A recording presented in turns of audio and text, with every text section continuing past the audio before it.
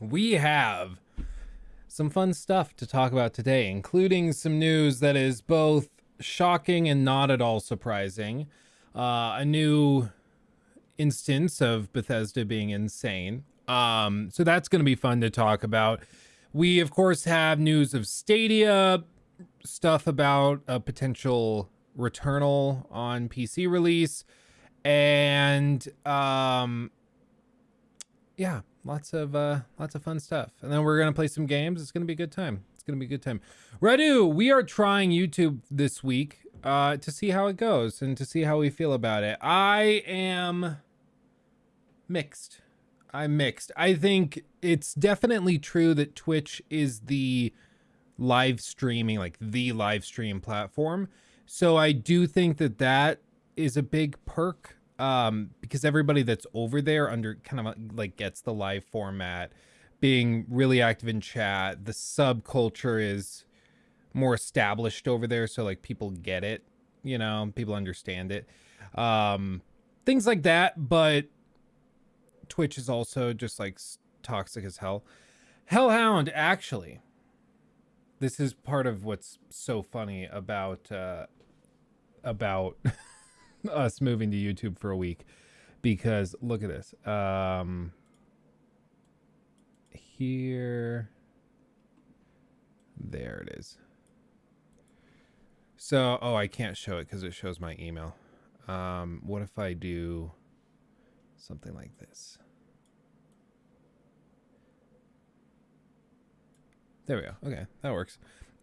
So they sent me this, and it was like, review complete. Check your email at blah blah blah. I was like, okay, interesting. So I checked my email, and I posted this to the announcements thing on Discord as well. Voila.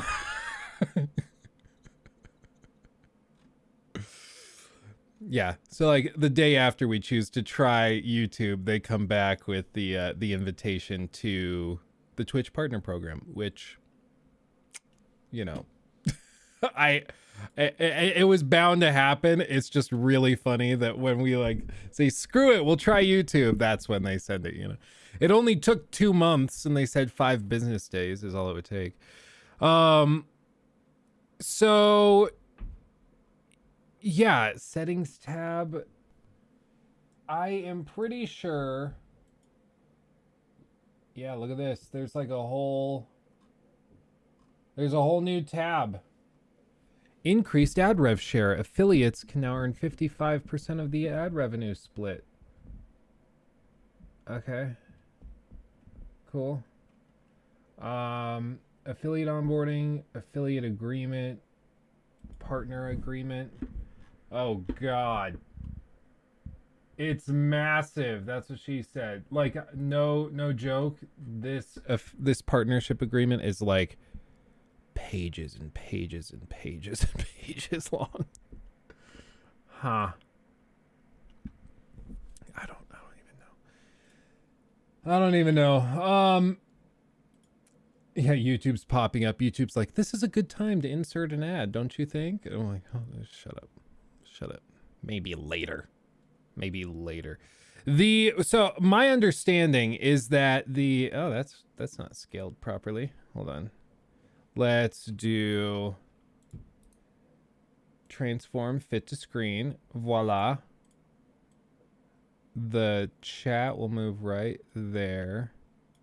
I will say the one of the biggest frustrations, I think, is that like support for software that is specifically built for streaming, it's not really there for YouTube. It's definitely built with Twitch in mind, because like Streamlab notifications, none of that really is working properly. And so like super chats like pop up 50% of the time, and then memberships pop up like 1 in 3, you know, things like that. Yeah, so like I have the, oh, that was weird. Did you hear that? That weird static? That was odd. So I do have the Ludwig extension installed, but I think it only improves things for, what is that? There's like a static going through the mic every once in a while. Are you guys hearing that? Did you hear that?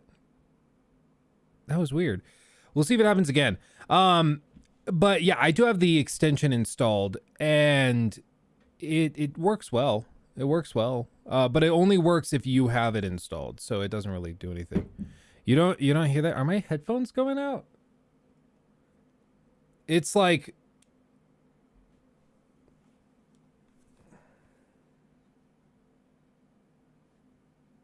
it's like really weird. It's like, and then it like is quiet for a second, then it comes back.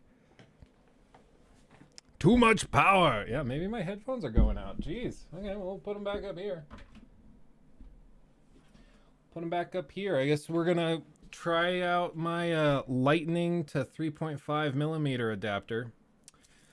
But like here, right now, this chat box right here is supposed to be filled with the YouTube chat, and it doesn't doesn't work for some reason.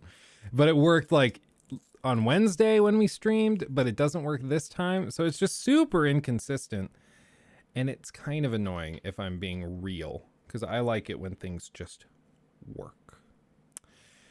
Call me spoiled. I do also, just so everybody hears, or so everybody knows, I don't think I will post the video I was going to post today.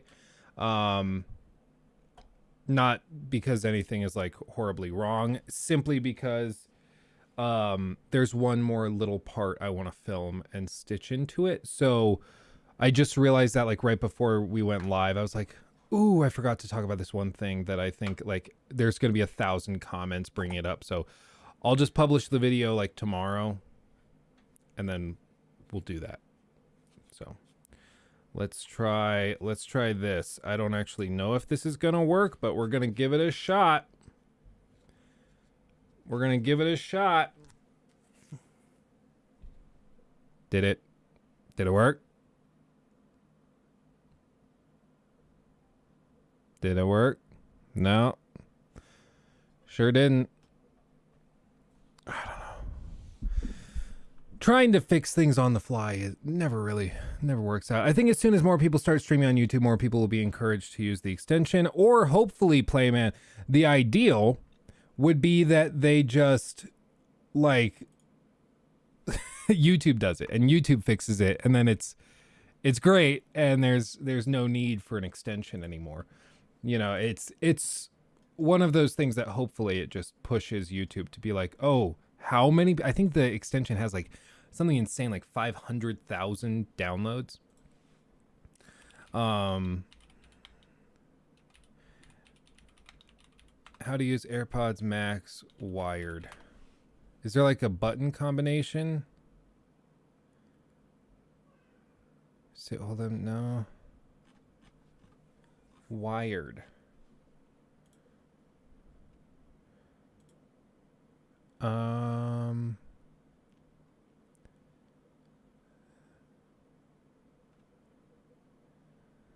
do I connect? I've seen people do this. Like I've seen MKBHD on his podcast. He uses these with a wire. I don't freaking know. I don't know, man. I don't know. We'll figure that out. Yeah, this is YouTube we're talking about. Well, that's my fear, is that YouTube, instead of looking at the extension and being like, holy crap, 500,000 people have downloaded this extension, that must mean that we really need to fix it. Instead of doing that and then getting the motivation to fix it themselves, they'll look at it and be like, wow, 500,000 people have downloaded that. Nice. So clearly people know about it. We don't have to do shit. And then they just don't bother with any improvements. I hope that isn't the case, but that's definitely a strong possibility.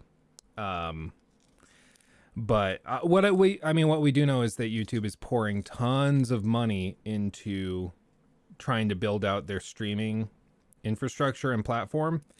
And if Twitch doesn't reverse this weird like capping payouts for the top creators making over 100 grand. If they don't reverse that by next year, I would not be surprised at all if big guys like Hassan and Nick Merckx and XQC all move over to YouTube. Because they're only in it for the money, you know, and they make well over 100 grand a year. So, like, they're just going to move over to YouTube where they'll keep the 70-30 split. Because they don't, like, they just don't need to stick it out over there. And I can't blame them. Like, for them, it's like probably multiple hundreds of thousands of dollars that they would lose out, which is insane. Like, that's just crazy. We're breaking out like the first nice-ish pair of headphones I ever bought. These things are like 6-7 years old. They're still great. They've just been sitting in a drawer for ages. But the nice thing about high quality audio is that it never goes bad. Like, never really goes bad. It just ages like a fine wine. There we go. Oh, I can hear so much. Oh God. You should avoid the IEM rabbit hole. Oh dude, I know once I buy into it, I'm not getting out of that. Yeah. Dude, I love that you're streaming on YouTube now. It's dope not to have to deal with 6+ ads during a stream. For real, Mac. That's the thing, like, I would be scared of doing the partnership agreement because the instant we do it, yeah, the instant we do it, it's just, I think we're locked down and we won't be able to do anything. Hellhound, right, Luke, popping out for a while, taking the cat to the vet, catch you and chat in an hour or so. Okay, yeah, good luck. Good luck. Cats to the vet. My cats, whenever we take them to the vet, they instantly pee themselves. We have to, like, put in old towels and we have to carry Finley in the plastic carrier. Hermione's fine. We can put her in, like, the little fabric-y one that we have, but Finley has to go in the hard shell plastic carrier because he gets super car sick and then he like voids his bowels and pukes everywhere. Like, the poor cat cannot stand the car. It freaks him out. So yeah, it's a whole thing. Oh, it's a whole thing. But good luck. So yeah, long story short, we were invited to the Twitch partner program. I'm just not sure. Like, I don't know. The numbers, just so everybody knows, the numbers here on YouTube for, like, basically for engagement have been down a decent chunk from Twitch, which surprised me. I would expect that most people would just come over from Twitch and we hang out. And we still, through most of the stream, we have like 120 to 160 people in here. By the end of the stream, it'll drop to around 100, which is not bad, but it's still not ideal, especially because on Twitch, we were regularly chilling at like 200. So that's just one thing to kind of be a bugaboo about. The potential, and it's something I have to investigate, is most people's frustration with Twitch was the overwhelming number of ads. It might be possible for me to say that, based on what I'm seeing, for me to set it where I can choose the ad frequency where basically I have to manually play ads and then Twitch won't autoplay them randomly, which could be cool. I think it still will play ads whenever you click onto a stream, but that's a whole different thing. Didn't Twitch just remove the exclusivity of their platform for streamers? I think you still can't co-stream, but I think if you're a partner, you could stream to YouTube. Let's see. Can I stream to YouTube and Twitch if partnered? No, not multi-stream. Okay, here. Twitch has lifted its exclusivity agreement and now allows partners to create live content for other platforms like YouTube, Facebook, and Facebook NPC is confirmed. They must meet certain criteria to monetize their channel and access exclusive support from the platform. Okay. Twitch said some of the restrictions would be lifted. Starting today, you are not now allowed to create live content on other platforms. When we first developed the partner program, we felt it was important for streamers to focus solely on Twitch for live streaming and build their communities. We still believe that Twitch is the best place for creators to build and engage with their community. Maybe engage, definitely not build. strong X to doubt on that one. I don't think you can really build a platform and an audience on Twitch right now. Yeah, I don't think that's how that works. It's not built for that. Have you advertised this channel on your main channel like how you did for Twitch at the beginning of your critiques? Not heavily yet. We are going to. In fact, the video that I was going to publish like 25 minutes ago is the first one that really calls out this channel and promotes it fully. So we haven't really started promoting it and pushing it. So that could be, I mean, you're right. That could be one thing where it's like, we're just getting started. So I don't want to dismiss Twitch just for YouTube when we haven't even, and criticize YouTube for lack of performance metrics when we still are on our way, Plus, man, the Twitch chat and hype train stuff in bits is just too much for me. It can be a little overwhelming, but like that Twitch, the hype train and stuff, that actually does work for getting people to get hyped up and send in memberships and stuff. So it does work. Speaking of, let me try popping over. There should be the option now. I should make sure this worked to like show your support. Membership gifting. It did work. This was such a headache to get this one option enabled. I'll tell you what, on Twitch, you can just like when you're an affiliate or a partner, you can just have subs gifted to you. But on YouTube, this thing, you have to create a brand account, which is different from a regular account. And then you have to go in and transfer your YouTube channel in question over to the brand account, and then the brand account can receive gifted memberships. It's like insanely complicated to get it working. Like I spent a solid 3 hours juggling it. It was insane. Like ridiculous. Promoted like a sponsor segment of this video. This Luke Stevens video is brought to you by the Luke Stevens and Luke Stevens second channel, where you can watch Luke Stevens stream. Yeah, exactly. Why are there so many steps to it? I don't know. It's got to be some little I'm also gonna like my own stream. Make sure to like the stream, everybody. It does apparently on YouTube actually help. Like if you get more likes on the stream, it sends it out to more people's inboxes and recommends it more while we're live, which is weird that would be a requirement, but make sure you hit the like. I would appreciate it. It does actually help. Look at that. Boom. Immediately 3 people. Thank you guys. 8. Boom. Oh, you guys are wonderful. Yeah,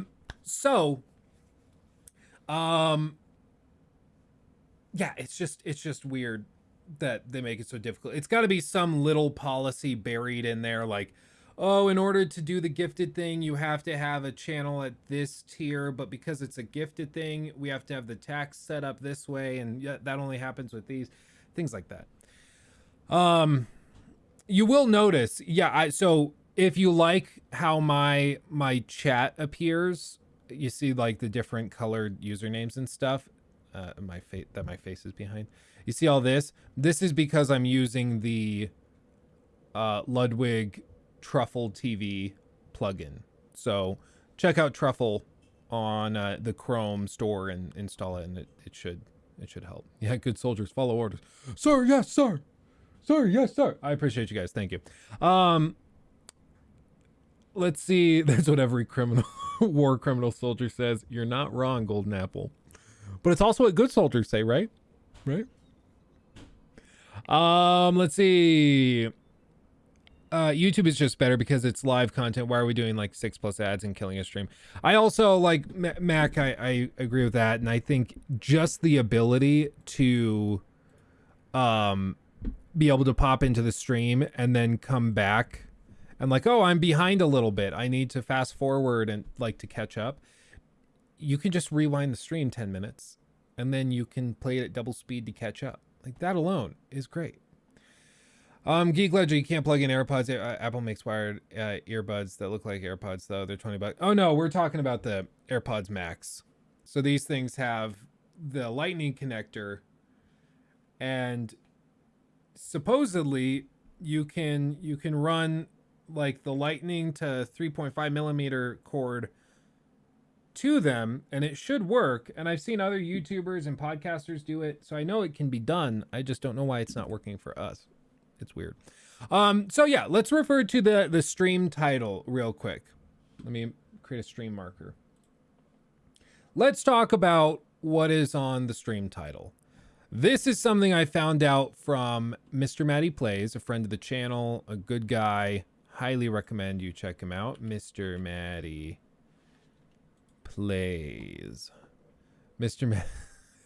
That's disturbing. Mr. Matty Plays, he tweeted this out and was like, "Aye, Bethesda. WTF is this? $70 for Skyrim on Twitch?" Todd Howard, buy my game. Yeah, so what they did is they snuck this in the middle of the night. Like when nobody was watching. They just snuck in a $70 release. You can't make this up. Let's see what Matty has to say about it real quick. He'll give us the quick rundown so I can finish my breakfast. Everybody, it is Matty here today, and Skyrim is back. Oh my, oh my. So I thought when we finished our coverage of Anniversary Edition, I distinctly remember saying, whether it was on camera or off camera, that's the end of an era. I doubt we'll be talking about Skyrim much moving forward. Well, here we are, near the tail end of 2022. Skyrim is back again, and we got to talk about it because the pricing here is wild. So it never dies. Ladies and gentlemen, if you are new here, you're into Bethesda news, information, conversations, all that good. Seriously, go sub to Matty. He makes great stuff. He also has a second channel called Retro Rebound. If you even slightly appreciate retro content, retro games, looks at old like products and collector's items, you'll love it. Go check him out. He's fantastic.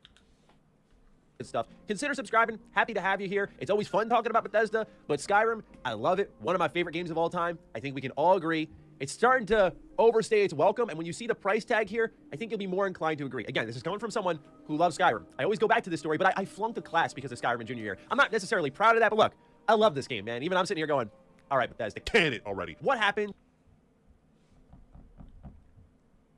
Have I ever flunked a class over a video game? Have any of you ever like flunked a class over that? Or like had a noticeable like step down in your grade? Like I remember having games I was obsessed with, and I remember like, okay, this is horrible. This is horrible. I remember when Breath of the Wild launched on the Switch. Having a portable console was just unreal. I was working a job at the time that was like, we were in a slow season, so there was literally nothing to do. I would finish my work in like an hour and a half, and then I would have, I think I worked 5-hour shifts, like 5 days a week. So I think I had like, you know, another 3.5 hours where I literally did nothing. But it was one of those jobs where like the boss doesn't think like, if you are done with your work, they want you to like just look busy and pretend like you're busy for no reason, you know, just like, did you do this, this, and this? Yeah, it's all done. Okay. Well, it doesn't have anything. It was like, you know, did you vacuum this area? Because it was like a janitor job. And I was like, yep, everything's clean. You can go inspect it yourself. It's good to go. And it's one of those jobs because it's cleaning. Like if nobody came in yesterday when I cleaned it, between yesterday and today, it's still clean. Like dust hasn't accumulated in the 24 hours, you know, it's not there. So there just wasn't anything to do. And I remember when Breath of the Wild came out, bringing my Switch and like going into the bathroom and the big like handicap stall, because again the building was completely empty, and I just would put in like 30 minutes of Breath of the Wild, running around, having a great time. So like that, it ate up some of my work time, but also like there was nothing to do. So I was like, either I'm going to just walk in circles around a building that's empty, listening to, like, at the time, as cringy as it is, at the time 5 years ago, I was really into like Joe Rogan, and so I would listen to Joe Rogan on a loop and just pace around the building. But eventually I was like, I want to just sit down for a minute, and so I would sit down and play Breath of the Wild until something interesting would happen that would cause me to need to do something. Let's see. Lost a girlfriend to GTA San Andreas. Totally worth it. Totally worth it.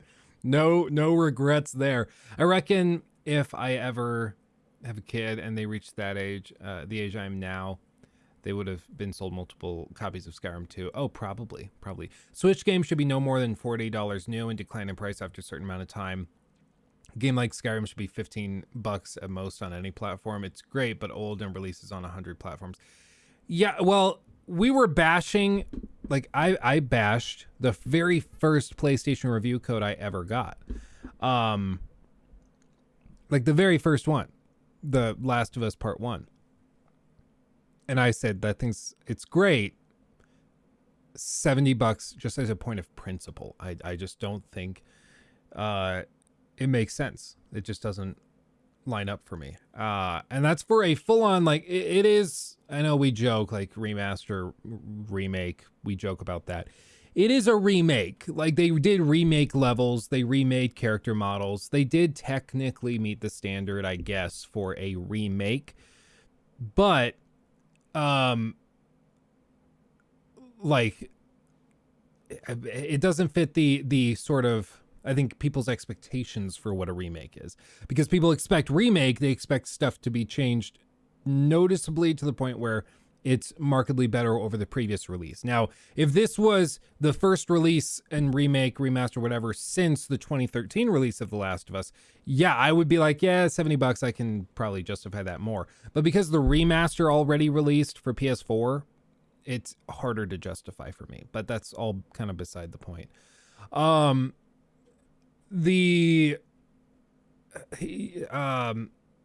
was I saying? I just, my thought train ran out of track. But yeah, okay. So all of that to say, $70 for Skyrim when it's the same version that launched like 4 or 5 years ago on other platforms, but they're just sneaking it in on Switch. It kind of sucks. And it's also sucky because, like, Skyrim, they have a very controlled market where they can just like hide other options, and they can control the market such that, you know, something like Breath of the Wild on the Switch's eShop is still $60, even though you can buy it used for like $5 because there's so many copies out there if you buy the physical version. So it's just kind of scummy. I just don't like it.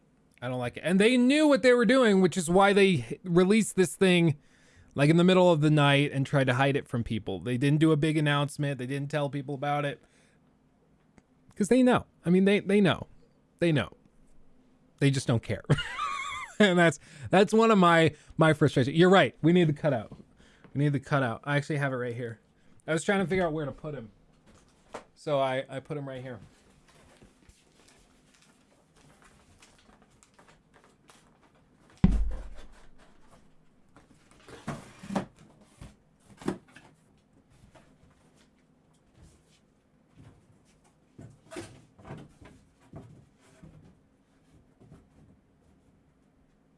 Good?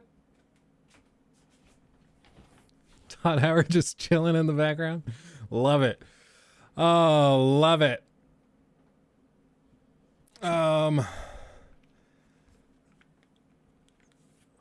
people upset that I said it's cringy that 5 years ago all I listened to was Joe Rogan? It's like I heard Joe Rogan say at one podcast like 5 years ago. He said, like, somebody told me one day, you are the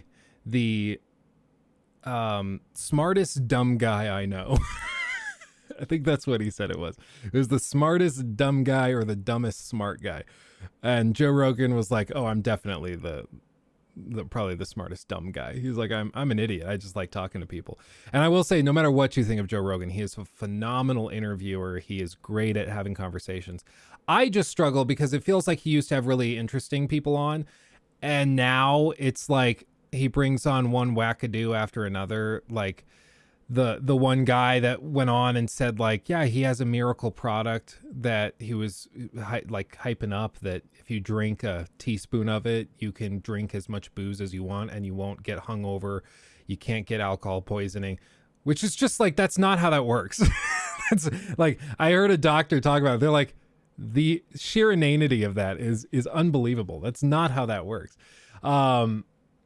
Like some of my favorites were the old podcasts where like they would get the skeptic and then the crazy Gobekli Tepe guy, and they'd sit them across the table and then they would have them just argue over stuff, you know, where like the Gobekli Tepe guy is like, clearly there is clear and concise evidence that the pyramids were built by some hyper advanced civilization, because we can't even do that today. We can't even do it today.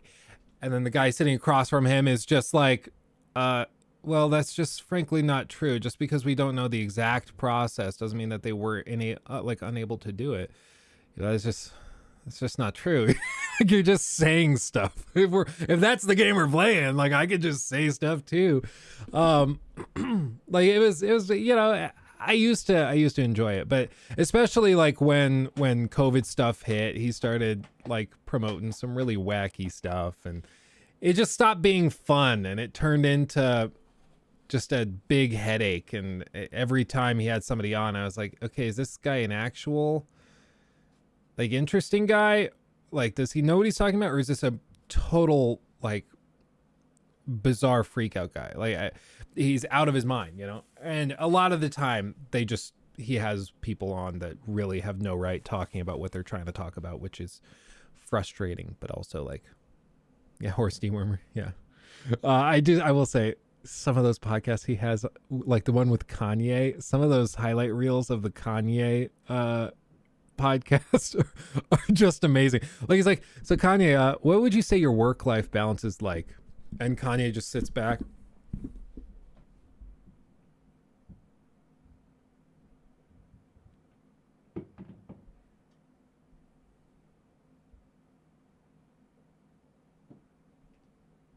I'm a genius, Joe Rogan. And it's just like, dude, what? It's just so bad. It's so bad. But it's so funny. The only thing that would be better is if he got like DJ Khaled on to just talk. Like when DJ Khaled was on not Cold Ones, the Hot Ones. Is that what it's called? The DJ Khaled episode of Hot Ones is so great. If you've never seen it, you've got to watch it, because he's just a total lightweight when it comes to the spicy stuff. And he's trying to talk about how brilliant he is and how groundbreaking he is. Like, you can tell how insecure he is about his music, because all he can talk about ever is how he's the best and he's a brilliant voice of a generation, you know? And it's just so funny because as it goes on, it gets worse and worse and worse. Kanye West scares me. He just seems completely unhinged. Oh, for sure. He is. I think everybody, even like hardcore Kanye fans, think that Kanye is out in the field somewhere wandering and they have no idea what's going on. But you know what? He seems to be doing okay. Whatever. He's figuring it out. But I agree. He is out of his mind. I don't even think that's controversial. I think Kanye would probably be like, yeah, genius is scary to people. So, yep, for real, I guess. And yeah, you can like the music, but not the guy. That is the classic. I get so conflicted on that, like the art versus the artist. I get conflicted on that a lot because like I can appreciate like the Michael Jackson stuff. Is it conclusively proven that like he would mess with little boys? No, I think there's there's issues in terms of what they could have like introduced into court. I don't know if you could be found guilty in court with the evidence they have against Michael Jackson today if he was still alive. But like, because it's mostly just hearsay. It's this person said this about this other person. There's not a lot of physical evidence, you know. But even so, like if I had to bet my money on it, yeah, I think almost certainly Michael Jackson did weird, inappropriate stuff with kids. Like everybody around him was like, oh yeah, no, they'd have sleepovers in his bed with like strangers, kids who were 7 years old. But like it was because he was a kid himself. And I'm like, if literally any other 50-year-old man or 40-year-old man, 30-year-old, any other man in your life was like, oh, I'm going to have your child over and we're going to have a sleepover and sleep in my bed. I'm like, the fuck you want? What? Like, I don't care who it is. If it's my Uncle Dave, I don't have an Uncle Dave for the record. If it's my Uncle Dave and he's like, oh yeah, send Lachlan over. We're going to have a sleepover and he's going to sleep in my bed with me. I'd be like, get out of here. Are you insane? Like, but for Michael Jackson, we're like, yeah, no, he's, I mean, his music, you know, beat it. Like, he's cool, man. Who cares? And I don't buy it. Like, again, Occam's razor, eliminate as many assumptions and presuppositions as you can. And one of those that I think you have to eliminate is that celebrities and superstars are somehow like super special and like on another world. And that's the problem is people stopped looking at Michael Jackson as like a human being. They started looking at him as like a god. And that just doesn't work. It doesn't work. I'm vibing. Okay, let's continue this. Jesus, I got on a big tantrum there. My thing is, why did the parents let their kids be alone with him? Because he's Michael Jackson. Michael Jackson would never hurt a kid. Like, it's like, you know, leaving your kid alone with I don't know, the Queen of England or with Obama. Like, nothing bad could possibly happen. It's Obama, you know, like that kind of thing. Let's do this. Let's get into it. Before all of this, we learned that Skyrim Anniversary Edition would likely be coming to Switch. It had been rated for Switch. It seemingly was going to be at the next Nintendo Direct. That Nintendo Direct, as we all know, came and went. It was not there. And so maybe folks thought, oh, it's just an anomaly, or it'll eventually be announced. It doesn't necessarily need the biggest stage possible. It is Skyrim, after all, let's be honest with ourselves. So yes, eventually they announced it today, and it's out today. Don't get me wrong, I love Skyrim on Switch. I think it's actually one of the best places to play the vanilla version of the game. If you're into modding, of course, that's a completely different story. But if you are going to play Skyrim on any platform, I would actually recommend the Switch. The portability factor makes it a game changer. It plays surprisingly well in that manner. Give me that Breath of the Wild vibe where you just have this amazing open world game in the palm of your hands. But I digress. Let's get into the meat and potatoes. So yes, it's available for sale now. Here is the surprising but unsurprising twist, depending on what camp you come from. Elder Scrolls V Skyrim Anniversary Edition is retailing for $70 in its digital version on the Nintendo Switch store right now. If you head over to, say, GameStop, for example, you'll see that a brand new version of Skyrim on Switch is almost $60. Also insane. They're both insane. We can agree all of these prices are ridiculous. While buying it pre-owned still goes for $45. If you pre-owned is $45? That's insane. I will say, like, one of the greatest moves that Nintendo made was building out their eShop, because I also bought a lot of games digitally for more than I should have. Like, if you go to GameStop, this is why GameStop is dying though. In theory, you should be able to go to GameStop and get the game for markedly less than you would pay new. But like $45 for this new, it's 60. It's better, but it's not great. I was in GameStop like last year looking around, and I found like, what game was it? Oh geez. Oh, this might actually be PlayStation calling me about my stolen PS5. I'll go on a taking a break screen real quick. I do have to take this. I'll be right back.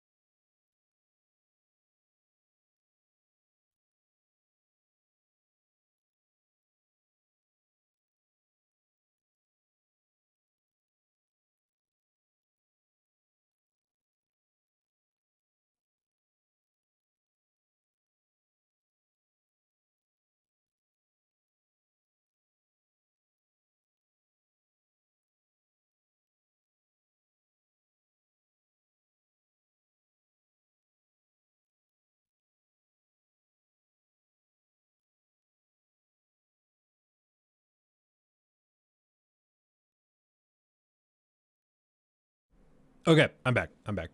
It was not them. It was not them. It was a stupid healthcare thing. It's a whole thing. Basically, we like the healthcare thing we've been on just got thrown for a loop. So now I'm having to go out and apply for health insurance policies and stuff that I have to pay out of pocket. Sucks. Does not feel good, especially all you people in the UK and Germany showing off, making us all jealous.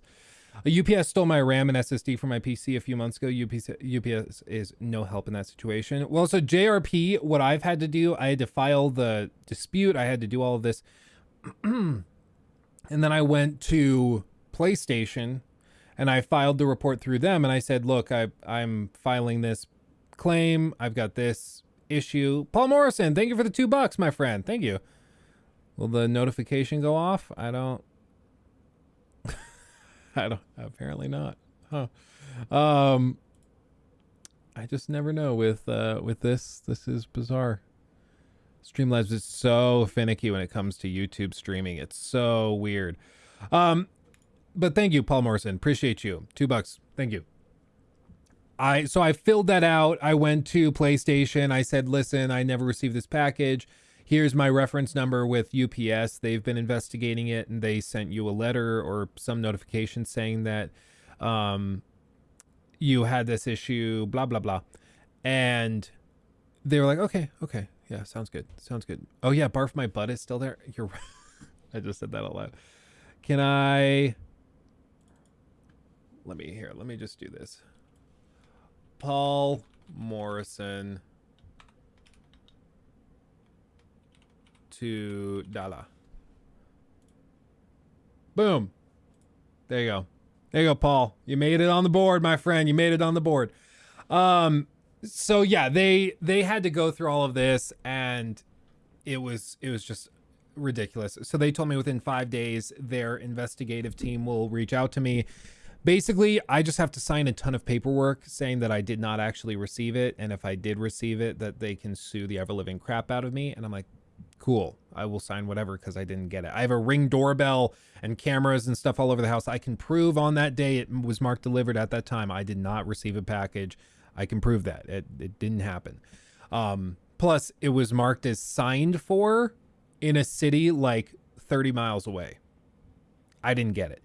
So I filled out all this, and I think what's going to happen is PlayStation is probably going to say, oh, we'll try sending you another one, or we can issue a refund. And at this point, I'll probably just take the refund and be like, I just don't want to deal with this. Like, it's unreal. But if they find the person who stole it, they will sue the ever-living crap out of them. Golden Apple, do all American homes have door cams? Not... I think it depends on where you live. It's becoming very common, thankfully. It's great. But I really think what it was, there was a case actually in Colorado of a guy named Chris Watts who killed his wife and 2 little children. His wife was pregnant at the time too. He just had a mental breakdown in the middle of the night and then murdered them. And that was in what's it called? Not Firestone. Maybe it is Firestone. It's basically a city that's like 25 minutes away from me is where it happened. And it went viral. The video showing the body cams went and had crazy numbers of views. I think it did 50 million views. It went viral all over the place. And one of the reasons it went viral was because the neighbor had a door cam, like a Ring doorbell, and filmed it and captured Chris Watts loading his truck up with his dead wife and his 2 children that he would go on to murder an hour later. So when people saw that, they're like, you know what, I want a door cam too, because you never know. So I think that event really inspired a lot of people to go out and get their stuff figured out. So it's pretty horrible. I'm also fairly sure I sold him a projector, though I'm not entirely sure. Because the guy matching his same description, South Carolina t-shirt thing, just like you see in the interrogation footage. He came into Best Buy when I was working there, and it was really stupid. He said he worked in the oil fields and he wanted to buy a portable projector to present shows and project them onto the sides of oil barrels when they were working out there. And I tried to explain to him how that's not how projectors work, and you can't do that in the middle of the day with the bright noon sun, like especially for like $100 projector. It just won't work. And he was also pissed that it was going to be like a projector he would need for that kind of power was thousands of dollars, and he wanted to spend no more than $100. So he's stuck in my memory as one of the stupider clients that I tried to work with. And then see on the news, I'm like, that guy looks just like the guy that tried to buy that stupid projector.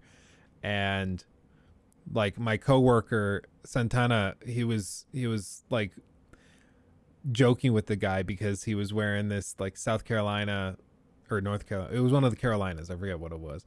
I don't watch college football or anything like that, but he was joking with him about the shirt, stuff like that. You know, it's just, I don't know for sure if it was him, but I'm fairly, I think it's likely. I think it's probably that it was him. But let's see. Yeah, my package was delivered 2 cities away. Luckily, Amazon refunded it almost immediately. Yeah, Amazon's been really good about refunds. For real. I don't think it was premeditated for that night. Yeah, I think he had it sitting like in the back of his head, and then one day he just snapped. And it just happened. Like those events are extremely rare. But you just like the mental breakdown is a thing that happens. Like it's just, especially when you're trying to live 2 lives, eventually your brain is like, you have to pick one. And even if you don't consciously pick one, your brain will. FedEx tried to get me for my PS5. The driver literally said he delivered it. So I called them and said he didn't deliver anything. So he literally came down my street while I was outside. Wow. Yeah, saying it was delivered every time, so I had to call them multiple times before he actually delivered it to me. We have the best FedEx driver here. He comes by, like, he was trying to deliver something to our house, and I forget what it was. It was something, oh, it was a camera. It was a camera, that's right. Because it needed a signature. And so he had to come by and get a signature, but the first time he came by, we weren't home. So I was like, crap, I gotta wait till tomorrow. The dude came by, like, an hour and a half later after he had finished one big loop, and then he came back to try to deliver it again. It's like, what a sweetheart. That's great. You know, that's the kind of guy you want. He's great. But our UPS drivers have been, I mean, obviously very inconsistent. I don't think it's the delivery driver that we have like here that likely did it. I think it was somebody in like the distribution center that saw it, realized it was from Sony Interactive Entertainment, weighs 16 pounds. It's about the right size. Oh no, it was lost. Yeah, I think it was something like that. I would guess. Take a look over at the Xbox side of things. If you for example, don't want to download it on Game Pass for free as a part of your service, you'll learn that right now the new version is actually going for a little bit less than the pre-owned version just because of a sale ongoing, but a brand new version would typically retail for $50. I think you see where this is going, don't you?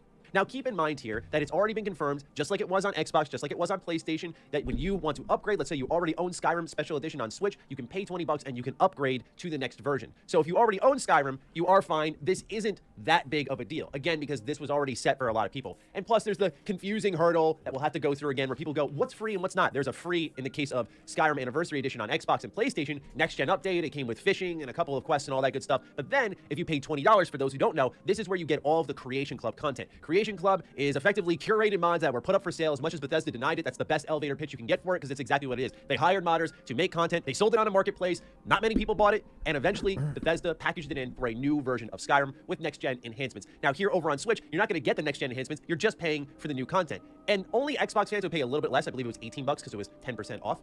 But let's talk about the $70 price tag here. again, I just need to say for emphasis, love the game, but holy hell, Bethesda, this should not be more than $50 new. Because when you look at it here over on GameStop, the fact that it's almost $60, you buy it and then you go to upgrade, we're talking an $80 package. Like, that's where I think they need to factor it in. They should be charging probably actually a max of 40, so when you upgrade, it goes to that total of 60. We are talking about, if we're going into the original version, a 2011 video game that we are still talking about to this day, which is fascinating in its own right.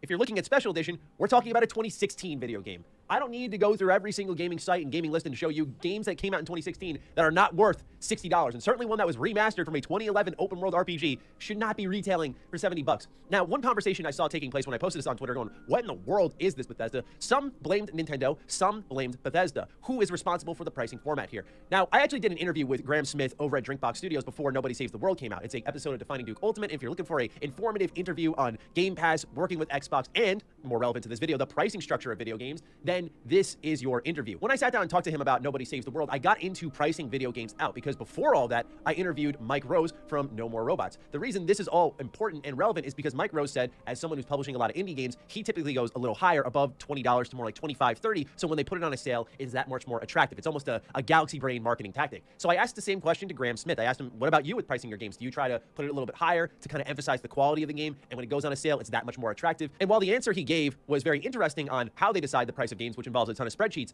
the reality is the developer chose the price of the game. Many people looked at Nintendo, and y'all know I am definitely not a person to defend Nintendo, but a lot of people looked at Nintendo and went, it's probably them. And don't get me wrong. I think it's just like a self-fulfilling thing. Like it's sort of a, what do they call them? Oh,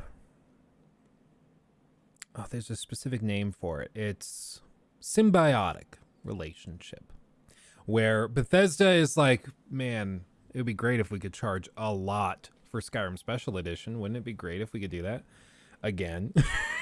And then like, well, we're releasing it on a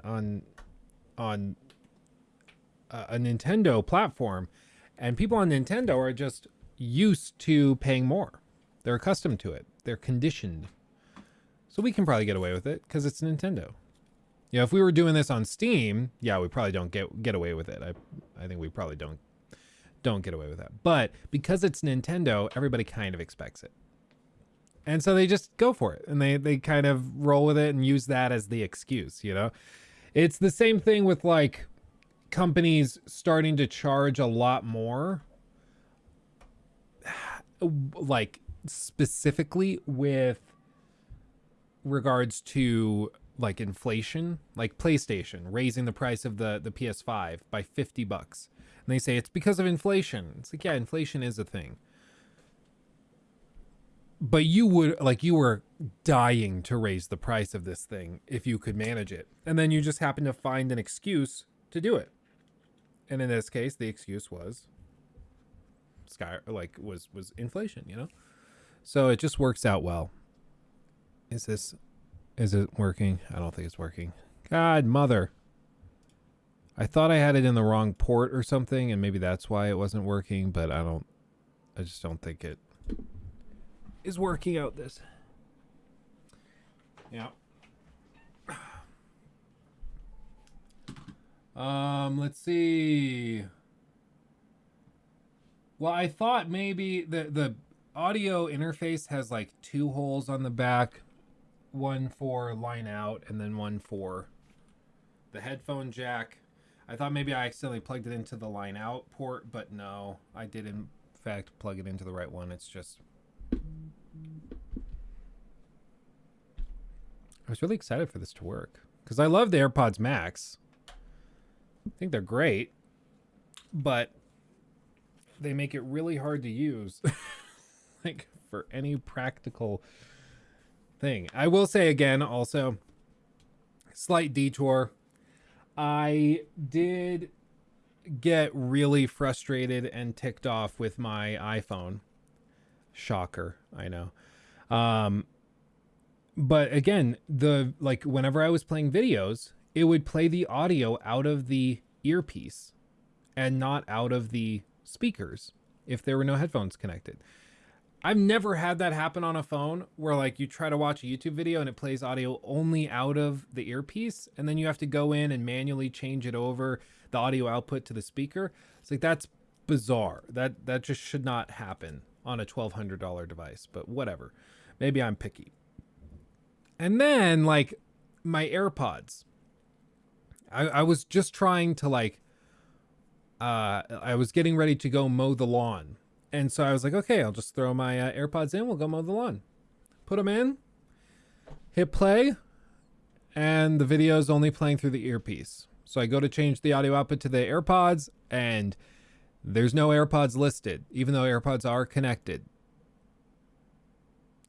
Okay, that's weird.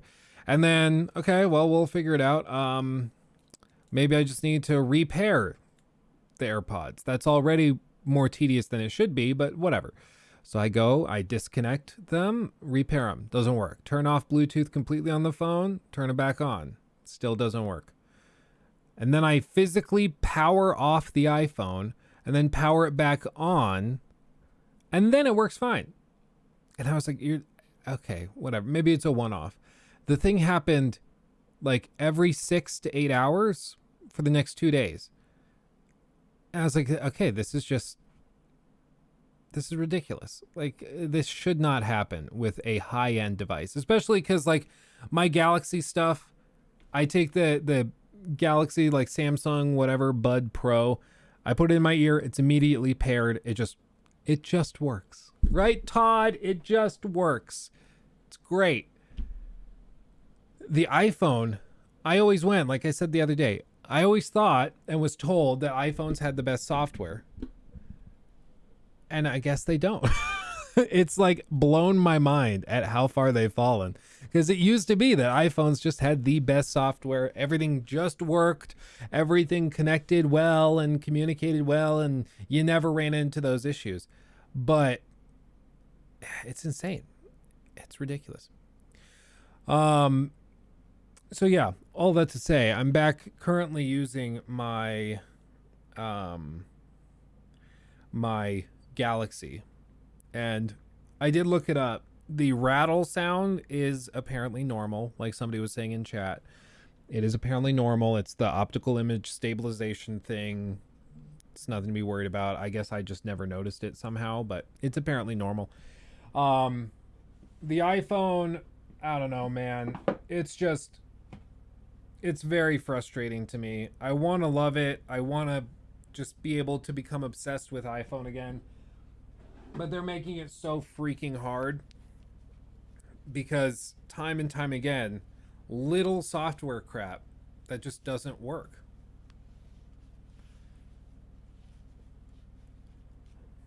Like, it's cool. It's a beautiful device. It's beautiful. I will say the lady at Best Buy I was at yesterday had no freaking clue how to return anything. Like, I have never seen someone left alone to work a shift who was so horribly ill prepared for the most basic of tasks. I was stunned. Like, I don't normally get like irritated or try to go Karen mode. Like, I'm usually the most chill guy in the building. This was like unbelievable. One of the things that you should know, and you can probably tell this if you have ever set up a phone yourself, on the home screen of a new iPhone. I guess I can swap here. I won't show this because I think it's probably not something I want to share. But there's a little info button right there. You tap that, and it presents like a series, your serial number, your IMEI number. I guess I can go like that.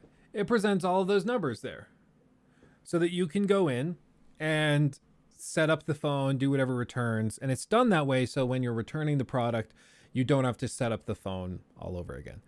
This lady went through the whole setup process on the phone to try to return it, to get to these numbers that are listed by default on the phone. It was unbelievable.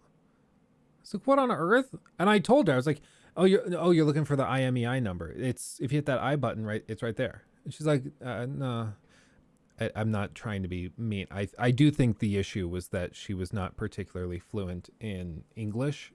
I think she was the employee they used to help Spanish speakers, which is great. I'm glad they have an employee there that can do that. But it made it so I couldn't communicate with her that the thing she was looking for was way easier than she was making it.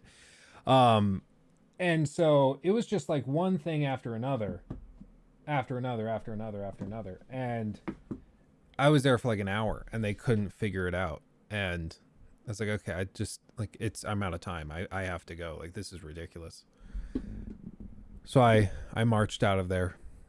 They returned like half my order. It was quite frustrated. Mr. Who's the Boss posted a video about how Samsung batteries expanding after not being used as a phone for a while. Other YouTubers confirmed the phenomenon. Be careful. Yes, so I did see that.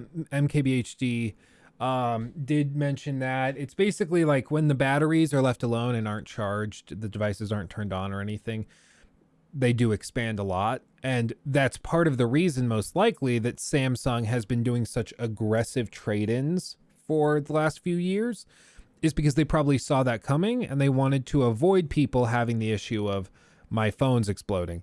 So they just try to get out in front of it and deal with it before it became an issue, which I can appreciate that vibe. I can understand that. But I haven't had any issues with it. This Note 9 that I show all the time, if I pop it out of the case, the body isn't warped at all. It's still completely fine. But I haven't had this powered off sitting in a drawer. This like usually stays charged.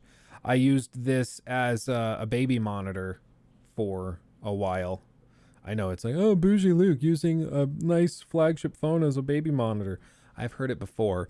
It's super cracked and broken. I can't actually trade it in. Most places only offer to recycle it. There, you can kind of see it right there. It's like completely shattered throughout. So I can't, like, they'll offer to recycle it, but the thing still powers up and still works fine. It's just, you can't trade it in. So I'm like, yeah, I'll just keep it as, and the thing I use it as is a baby monitor. Why not? So I haven't had an issue there, but I have heard lots of people who have had issues with the battery swelling. Back, you guys remember the Galaxy S5? I had that phone and it had replaceable, like not hot swappable, but it had swappable battery packs. I used that all throughout high school. It was amazing because I could just bring to school like 2 batteries for my phone that I had charged and just pop out the battery. Like when it would die right after school, pop in the new one, full charge right after school. It was tremendous. Like that's not a thing anymore. Hey, babe and baby. Say hi, Dada. I did. Don't panic if you smell burning. The oven's on clean. Okay. I thought I got a whiff of something. Hi, dude. Hi, dude. So I got 2 more hours. It's kind of giving me tired signs already. yeah. Hey, Joe. Oh, that belly's full. That's a full belly. Full of food right there. That's a good full belly. How you doing? You having a good day? Yeah. Oh, you want you want mama? Mama. Mama. Mama. Yeah, I do smell it. You're right. This one's like, there's a fire. I smell fire. Yeah, there's Lachlan, the little legend. Yeah, for real. The whole family's here. The whole family. Right here. The whole family. Hi. Hey. Hey. Oh, goodness. Yeah, dude, Alex, I miss the hot swappable batteries. Those were amazing. Mama. You guys gonna go somewhere? Gonna do something? I think we're probably gonna see who wants to take a nap. Mama. I just sorted the cups in the kitchen, so I'm just doing a cabinet at a time, I guess. Okay, sweet. Hava. I'm feeling very sad, and so I'm trying to distract myself. So we can do something fun later too. Ooh, maybe we see if that pumpkin patch over there is open. Sure. We can go visit that. That'd be fun. That'd be fun. Love you. Love you. Take a good nap, Lockie. But yeah, getting rid of those hot swappable batteries. I get it. It made it so like you can certify phones more easily for waterproof stuff. But even that Galaxy S5, like let me show you this thing. Galaxy S5. People would meme on it because it kind of like the back of it looked like a diaper, or not a diaper. Jesus, a Band-Aid. I had the gold one. Yeah, this is it. This is a throwback, man. So, it looked like this. This is a fingerprint scanner. So you put your thumb on it, scans your fingerprint. It's great. The back of it has this cool grippy texture that kind of looks like a Band-Aid, but you could pop off the back of it. Did anybody do it in any of these pictures? Yeah. So you could just pop off the back of it, and you could expand storage with a micro SD card and also swap out the battery. It was great. It was amazing. Like, I had never had a phone that I was that in love with. And to this day, I don't think I've ever had a phone that made me feel the way that this phone made me feel. Like, it was such a huge step up and amazing improvement over what I was used to. It was just a whole new world of possibilities. But, you know, they stopped doing this. But this thing was still waterproof. This thing was still water resistant. You had to snap the back completely, but like I remember taking this thing to the pool. I remember like taking this thing in the shower to like watch videos while I was getting ready in the morning. Like it was great. Yeah, it was like a swipe down fingerprint. Yeah, you can kind of see one of the pictures here. Yeah, it's like this. The little arrows. You had to like swipe your thumb down on it, and then it would scan your fingerprint as it went over the fingerprint scanner. But it worked really well. I remember it was basically like you'd hold your phone, and then it was just like kind of just the opposite of the little movement that you do to like swipe up on an iPhone. It was like that, but just quick and easy peasy. But this phone, man, this phone was something else. This phone was something else. Memories. That's my high school phone right there. People thought I was so cool for having it. They also occasionally teased me for not having an iPhone, but you know, F them. That was at the time, I think the iPhone 5 had just come out, and so it was like the tall, skinny one. I remember my uncle got that one, and we thought he was so cool. He had the new iPhone right as it came out. Like, wow, Uncle John, big spender. Wow. Oh my God. Okay. Let's see what is our next thing to talk about. Let's see. So close that. Okay. Let's tackle this.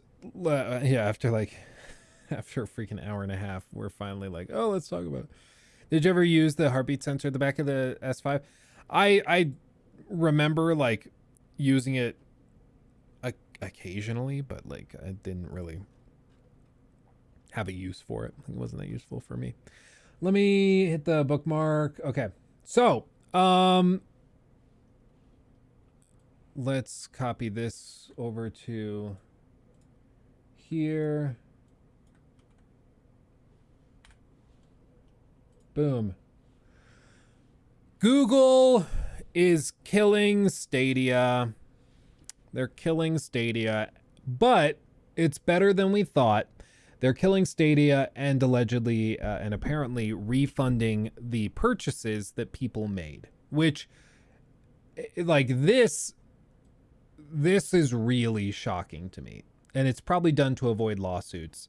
I get that, but I still think it deserves some credit on their part, because basically what everybody thought was going to happen with Stadia from the beginning is that Google has this like history of working on something big and kind of exciting. Everybody gets hyped up for it.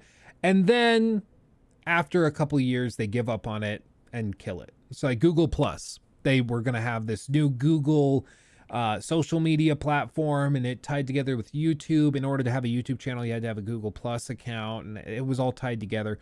It was a huge thing. They put tons of money into it. Google Glass, yeah, all of that stuff. And then eventually they just give up, they cancel it, and it disappears. And then with this, people were worried from the beginning that Stadia would be here for a couple years, and if it didn't find amazing success, they were just going to bury it and it would be gone. But the problem with Stadia as a business platform is that for Stadia, people still had to buy a copy of the game. You still needed a Stadia copy of the game, which didn't make sense for a lot of people because they were looking at this and they were kind of bracing for this to happen, because the chances of Stadia beating out Xbox and xCloud, not very high. So people were bracing that Stadia would go away, and they were looking at it like, okay, if I have to buy the game, if you guys close down, which you probably will I just lose that copy of the game? And they never wanted to address the question. And the head of Stadia was like, oh, well, we don't have any plans of shutting down. People need to remember that we have invested so much money into this. We weren't just going to like walk away and shut down.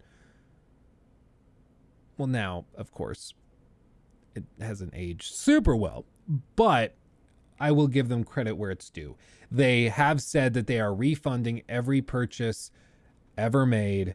So if you spent hundreds of dollars on games to play through Stadia, you're going to get them back, which is cool. Yeah, however, Google understands that nuking the service in everyone's cloud gaming libraries is bad, so they're offering refunds for all Stadia hardware purchases, all game purchases, and all add-on purchases. So that's a lot of money. That's a lot of money. I don't know, like, it must go to show, like, how, maybe how few people were actually subscribed and using Stadia if they can justify this expense. Like, okay, so we'll refund everybody who bought a Stadia hardware device at Stadia Games, and we'll refund every add-on and DLC people purchased through Stadia. Okay, so that's like $300. Now what? Like that, I think that's probably why they can justify doing this.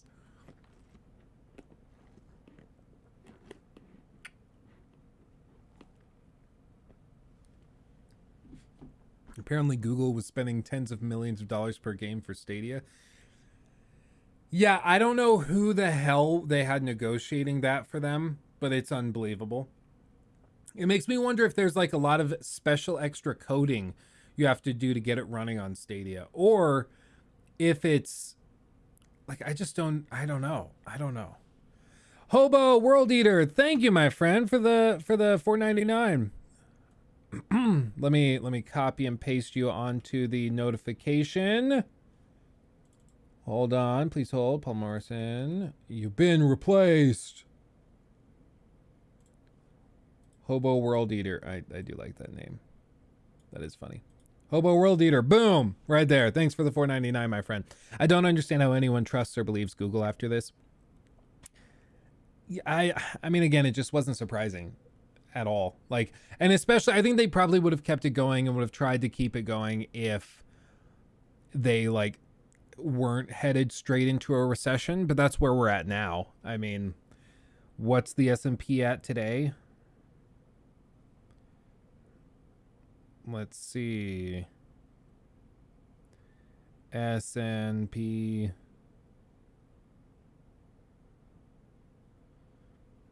500,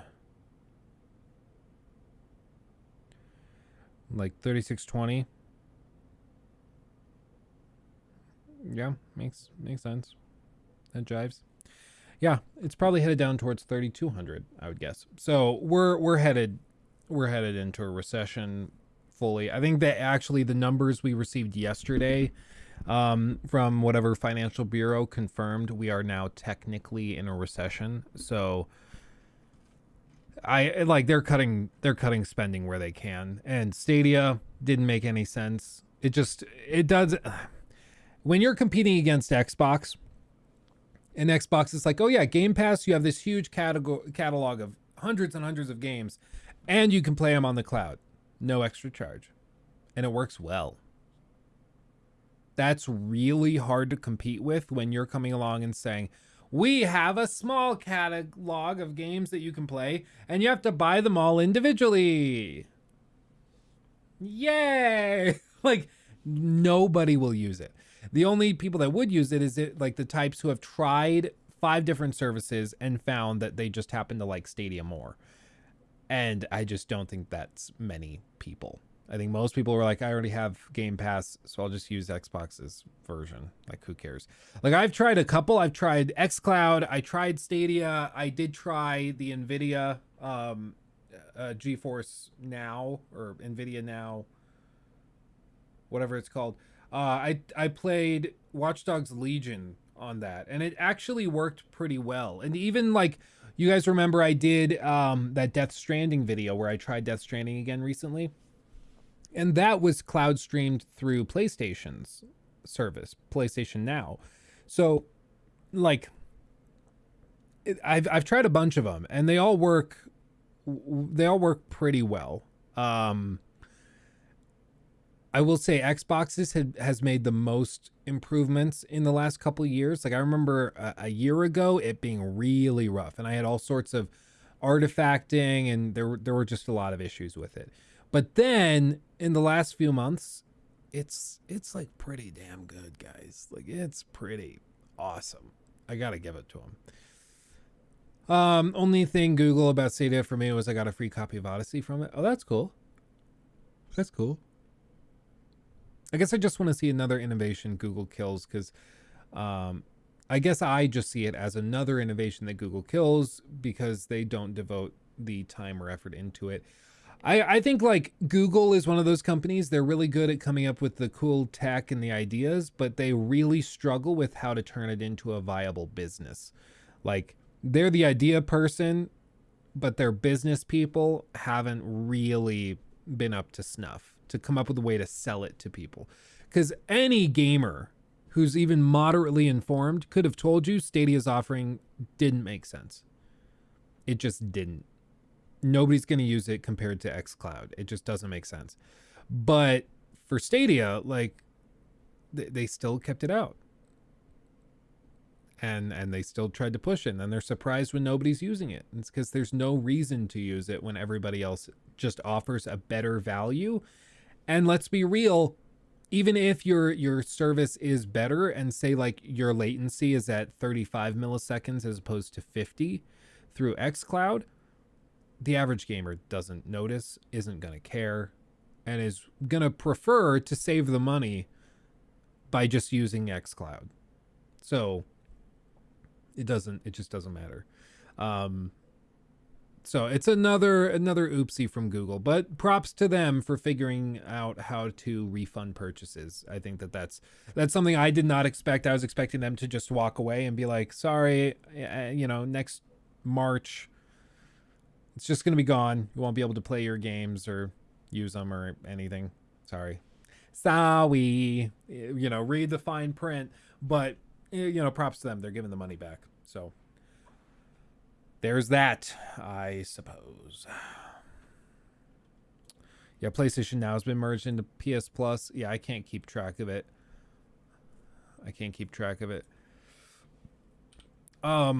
Here. This is highly speculative. I don't know if this is confirmed or true, but this article was posted and apparently some people have said that they've heard similar things. I don't know if it's confirmed as true though, but let's see what it says. Before Google closed down the division in 2021, Stadia Games and Entertainment turned down the opportunity to have an exclusive follow-up to Hideo Kojima's Death Stranding.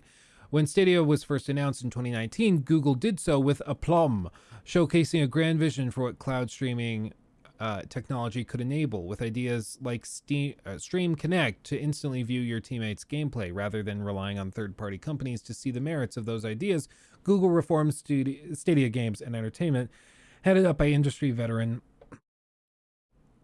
Jade Raymond to create experiences that could only be possible on Stadia.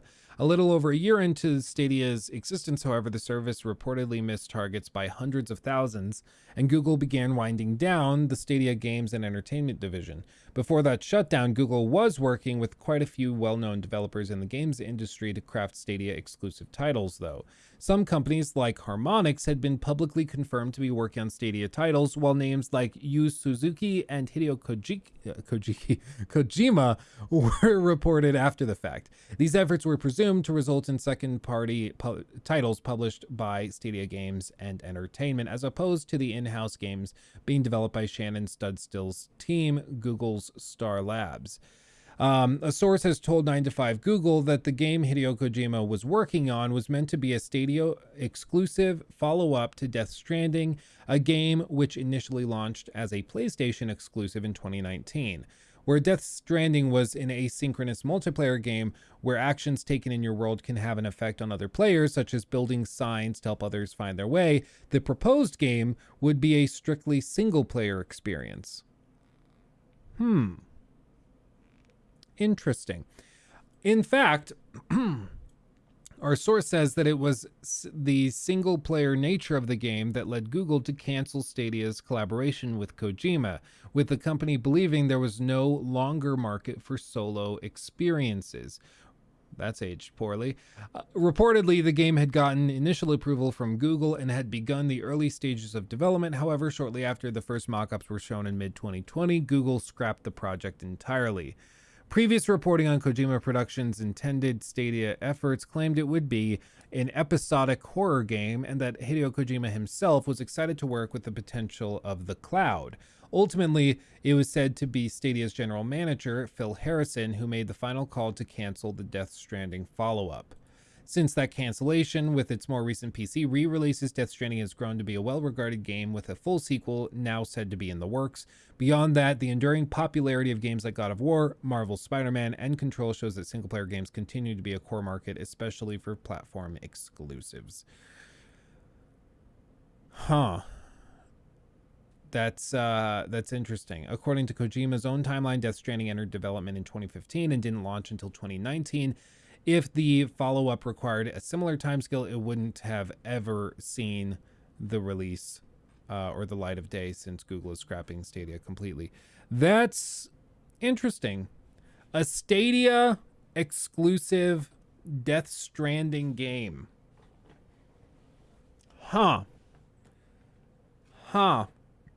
mean, Kojima does seem like the kind of guy who would get really giddy at the idea that he could make a game that's like exclusive to the cloud. I could see him getting really into that. So I can't say I blame him. But I mean, I'm kind of glad that they didn't put too much effort into it because obviously didn't really work out too well. Let's see. I mean, that's just interesting. I hadn't heard that before, that they were talking about an exclusive. Or maybe I had and I just forgot it, but that is interesting. That is interesting. Okay. Here's this. So this is another thing, we've talked about outside money coming into the games industry and people trying to become like big corporations trying to get a foothold in it. The last big foothold, of course, is oil money and the Saudi Arabian government. And shocker, guess who wants to get into gaming? Saudi Arabia. Yeah. Buckle up, buckaroo. Here we go. So Saudi Arabia has announced that they are looking to invest $37 billion into the conglomerate, the Savvy Gaming Group. And specifically, it's $37.8 billion. And it's as part of a controversial effort to expand the kingdom's role in the sector. Seriously, the Saudi Arabian government has so much money. It's unbelievable. It's ridiculous. Like, there's very good reason to believe that the Saudi Arabian, like some of the royal families and stuff over there, and some of the oligarchs are like actual trillionaires, but because they hide everything so well, you wouldn't know. But like, unless you go there and you see how they live. But the sheer amount of money that they deal with because of their oil is unbelievable. It's just, it's out of this world how much money they have.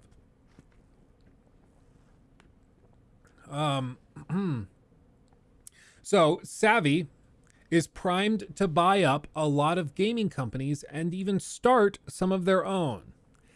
That's worrisome. $37.8 billion is certainly enough to swoop in and buy a company like Ubisoft. Even with something like a hostile takeover, they could just swoop in and take it. That's enough money where they could buy their own. How much is EA? Alexa, what's EA's market cap? As of 1:16 p.m. Eastern, Electronic Arts market capitalization is $32.5 billion US. By the way, Alexa, stop. Okay, so they're in the 30s. So they like this is enough money to own EA. That's crazy. That's crazy.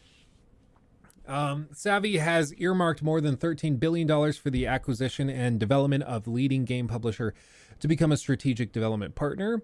Another $18 billion is pegged for minority investments. Savvy's efforts are expected to establish 250 game companies and create 39,000 jobs. The investments are announced by Saudi Crown Prince Mohammed bin Salman. Savvy emerged on the scene in January when it announced the purchase of esports organization ESL and Faceit for $1.5 billion. In March, Savvy CEO Brian Ward said that the group had the largest startup capital ever provided by the Saudi government's public investment fund. Savvy's ambitions are local and global, with plans to build esports organizations in the Middle East and studios making games for a worldwide audience. In June, Savvy announced a $1 billion investment into Swedish gaming conglomerate, the Embracer Group. They got a big foothold in Embracer Group already. That's in addition to several multi-billion-dollar investments from the Saudi government into EA, Take-Two, Activision, Nintendo, and more.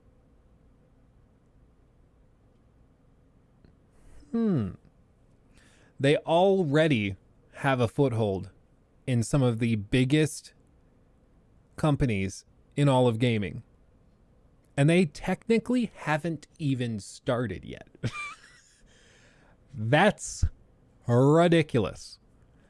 That's ridiculous.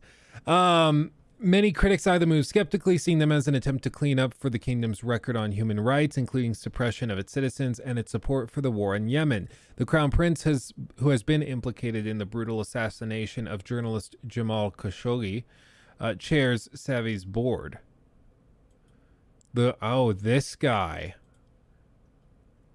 This is the guy who's on the board, who definitely had that journalist killed, like in a horrible way. It's just amazing. Like, you can just like if you're a member of the Saudi royal family, you can like definitely take a hit out on someone and everyone's like, shocker. Everyone's like, oh, say it isn't so. You're telling me he's not a great guy? Wow. And this is the guy that now has a big stake in a lot of gaming companies.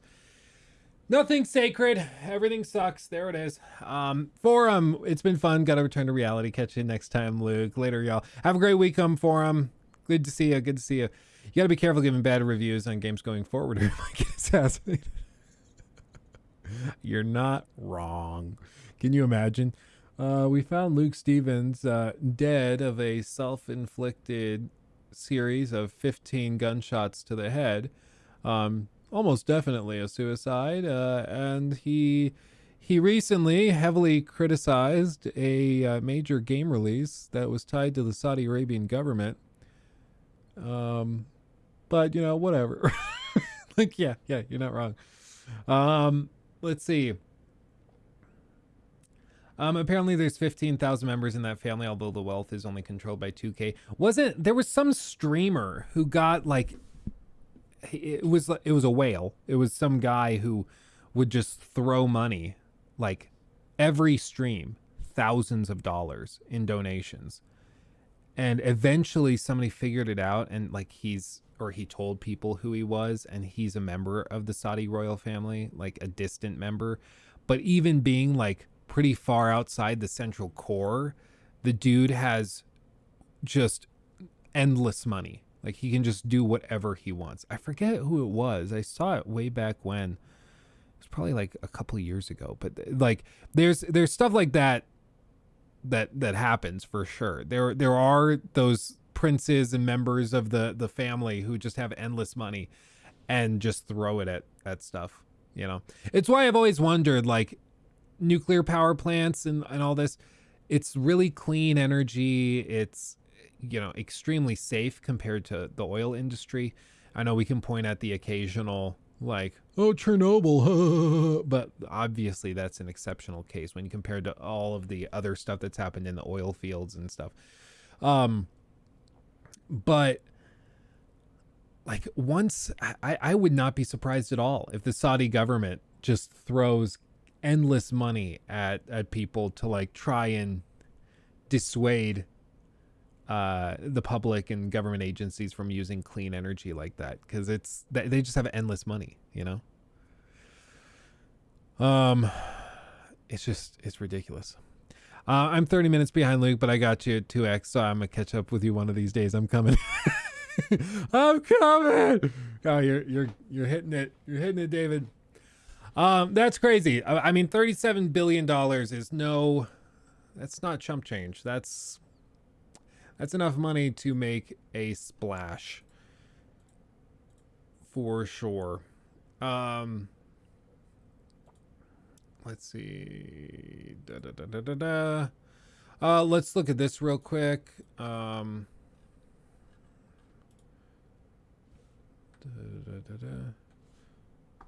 Okay. Leaked PC gameplay of Returnal confirms NVIDIA DLSS and AMD FSR. So, I mean, I think we would have expected DLSS for something like this with all the particle effects. I'm really interested in how particle effects work with something like Returnal, because it seems like a game that's not great at, like, it's not very predictable in terms of the movement and the particle effects. Like, that's going to be a tough one to get DLSS running. But yeah, I don't know. It's interesting. We'll see. You know, obviously they wouldn't put it in if they didn't think it was going to be good, but it is coming apparently. So yeah. yeah, that's it. I'm interested. I tried Returnal. I never like finished it. I'm not very good at it. Roguelites, like, they hurt me and they break me. I think like the one exception is probably Cult of the Lamb. I've had a good time playing that. That's a good one, but it's also like a base builder and sim game, but has some roguelite elements.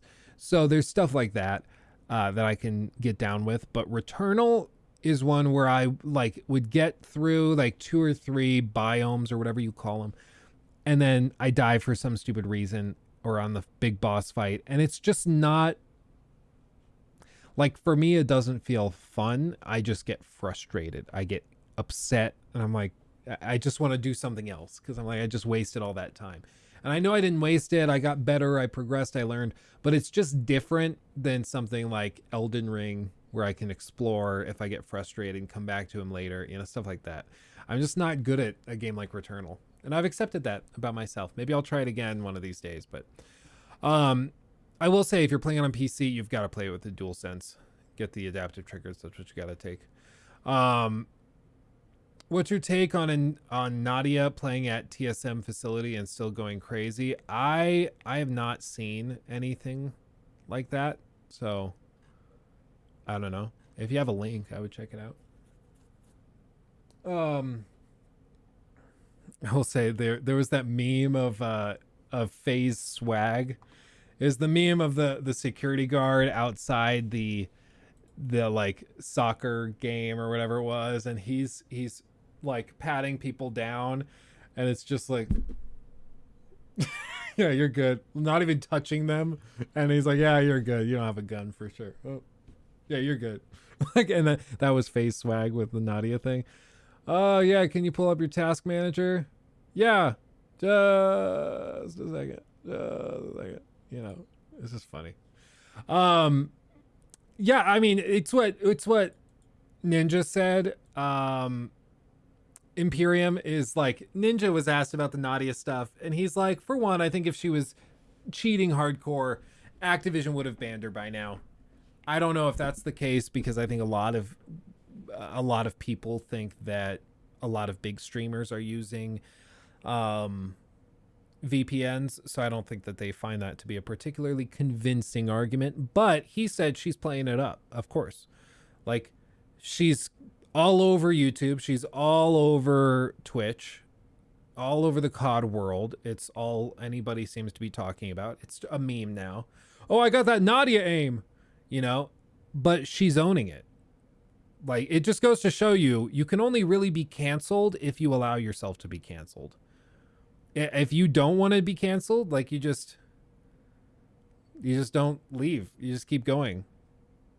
And for her, like, she's getting extra views. I think she has more subs than she's ever had. She's just chilling. Like, so she's played it well. And like in a year or two, when it settles down, yeah, maybe it's not as good for her as if she just built her audience on something else. But there are a lot of people in her chat who like sub to just get past the ads on Twitch, for one, and then also to be able to watch her and then call her a cheater in chat, and then, you know, she's like, oh, thanks for the engagement. Cool.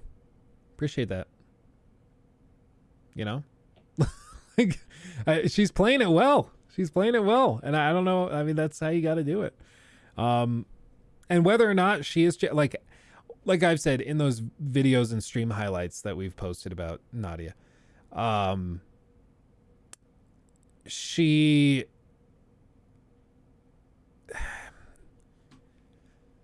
there's multiple clips that I've seen that I cannot explain any other way than like a snappy aimbot being used with like a pedal or something. Like, there's something weird going on where she can track people and it clips, and like the character that she's shooting at will snap back because they lagged or something, or she lagged, and the aim follows, which shouldn't happen. That's not aim assist. That's something else, you know?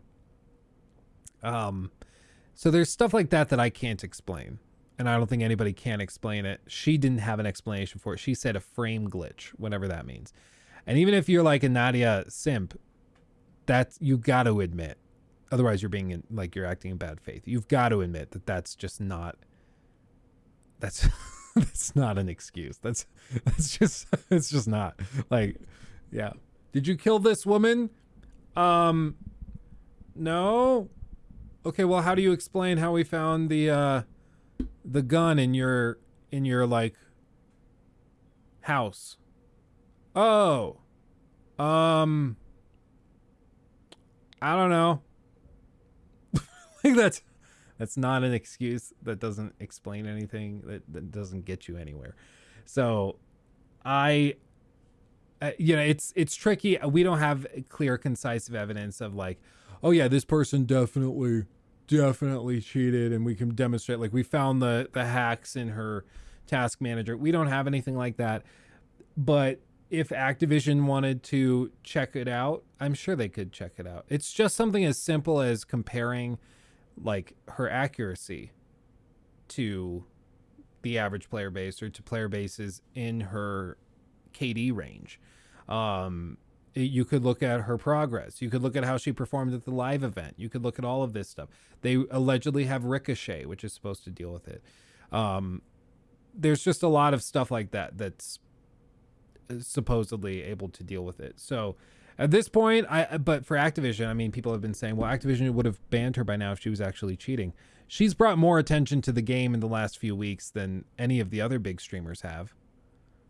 Like, I hadn't seen any Call of Duty stuff on my TikTok or any of those platforms until I saw like Nadia popping up. So I think they have an incentive to not do anything about it and just let her kind of run her course. And then maybe when her viewership starts to fall off, when all of this is past, then they'll come in and they'll ban her and it'll be a meme and she'll spike back up for a day or two and then she'll disappear. Like, but she's milking it. She's probably making $50,000 to $70,000 a month right now with the sub numbers that she has. She's doing something right. Like, she's milking it for all it's worth. I just hope she's not spending the money. She better be saving it and investing it, because I do not think that that gravy train will be around for long. But I mean, what do I know? Twitch, there's all sorts of Twitch streamers that have had horrible scandals, like SA stuff and stuff with I probably shouldn't say, but like there's been a lot of people. I mean, you know, if you know any streamers, you know some of the scandals some of the big guys have gotten into, and they're still fine. They just deal with it. So again, I'm convinced you only really, I don't think you can get canceled unless you allow yourself to be canceled. Even somebody like EDP, like he still went and started publishing videos again, and then like people still watch them. And yeah, he's not going to get any sponsorships or anything anytime soon, but like he's doing just fine. He's doing just fine. And he didn't let himself get canceled. He was like, no. I wonder if I have that,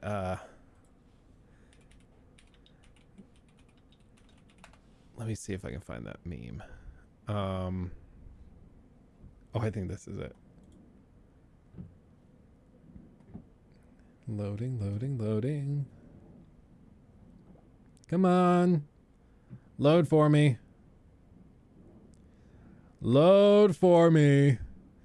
Yamty, we're Nadia, all that stuff. Yeah, this is it. Can I make it full screen? No, I can't. That sucks. This one, I sent this to the boys, me and my boys, the other day.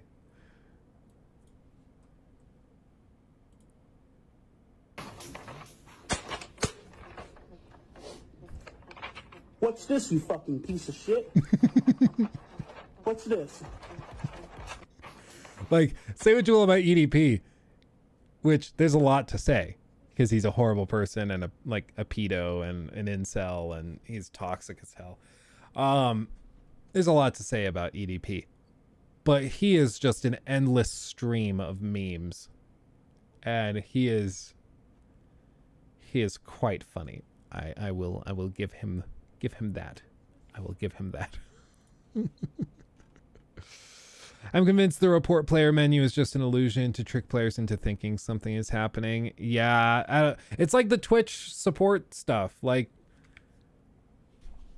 on Twitch, we go and we like meet the pretty robust requirements, top the 1/10 of 1% streamers on Twitch, and then we apply for partner, and it takes them 2 months to get back. That's insane. Like, that just is insane. YouTube, you fill out the paperwork to apply for partnership on YouTube. They get back to you within like a few hours, because they're like, oh, if you've done all this and if you're going to try to make money from this and make it a living, you are very valuable for us. So we need to make the most of it. You know? Like, oh yeah, we'll tackle that. But Twitch, Activision, those companies, they just like, yeah, we'll get around to it whenever. I would really love to know how many people they actually have working that stuff, because I can't imagine it's very many. So, okay, this next little story, Jacob put it in the doc for topics to stream today. And the story for this is titled, this is what Jacob titled it, Nintendo made Pokemon that's just an uncircumcised albino penis. And then in the notes for the story, he just wrote, it looks funny. Sorry, it's a slow news day. And this is it. Wiglet. Wiglet. And yeah, I can kind of see it. You know what? I get it. I feel ya. Yeah, I see that.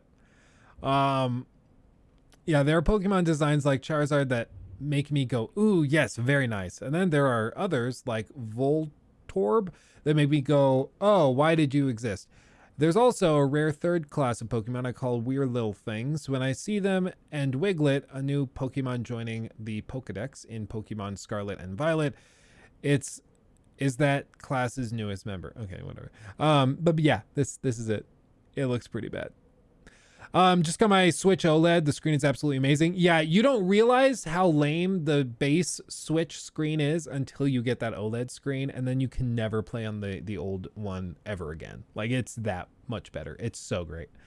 It's so great. I went back, I was playing like Smash and Mario Kart on it. It just looks so much better. It's not even close. It's also thinner, like the bezels are thinner. It's just all around a tremendous improvement. Didn't think it would be, but it's really solid. So yeah, that's that concludes our broadcast day. Yeah, we did our best. We did our best. That is really funny though. I can appreciate that.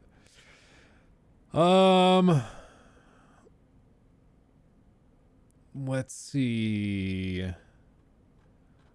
Is there anything else going on in the gaming world that we need to tackle? Oh,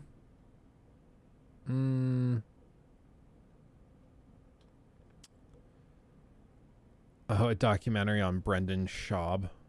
Dude, I love me some Brendan Schaub cringe clips. Brendan Schaub, he's one of those, we were talking about Joe Rogan earlier. He's one of those comedians that really just doesn't have, like, I just don't think he's actually a talented comedian. I think he's just like a former fighter who knew Joe Rogan and then was like, I got to figure out what I'm going to do with my life now that I can't fight. And so he's like, oh, Joe's a comedian. I bet I could do that. And because he's Joe Rogan, he was on the Joe Rogan Experience. He got an audience through that. And that's just all anybody knows him from. And then he started doing like a Netflix special. I think he got a Netflix special. It's just like, and he's not even close to entertaining. It's just painful. Like bad Brendan Schaub. Let's see if they have like a clip from his special. That's not going to get us copyright clipped. Yeah, Joey Diaz. He just like straight up explains to him. He's very honest. I love Joey Diaz. I don't mind it though. I'm the bro whisperer. That's what they call me. Oh, really, dude? I moved in a house recently. I moved in a new house in LA. Whenever you move in a new house, it's always weird, but it's even weirder in the middle of a pandemic.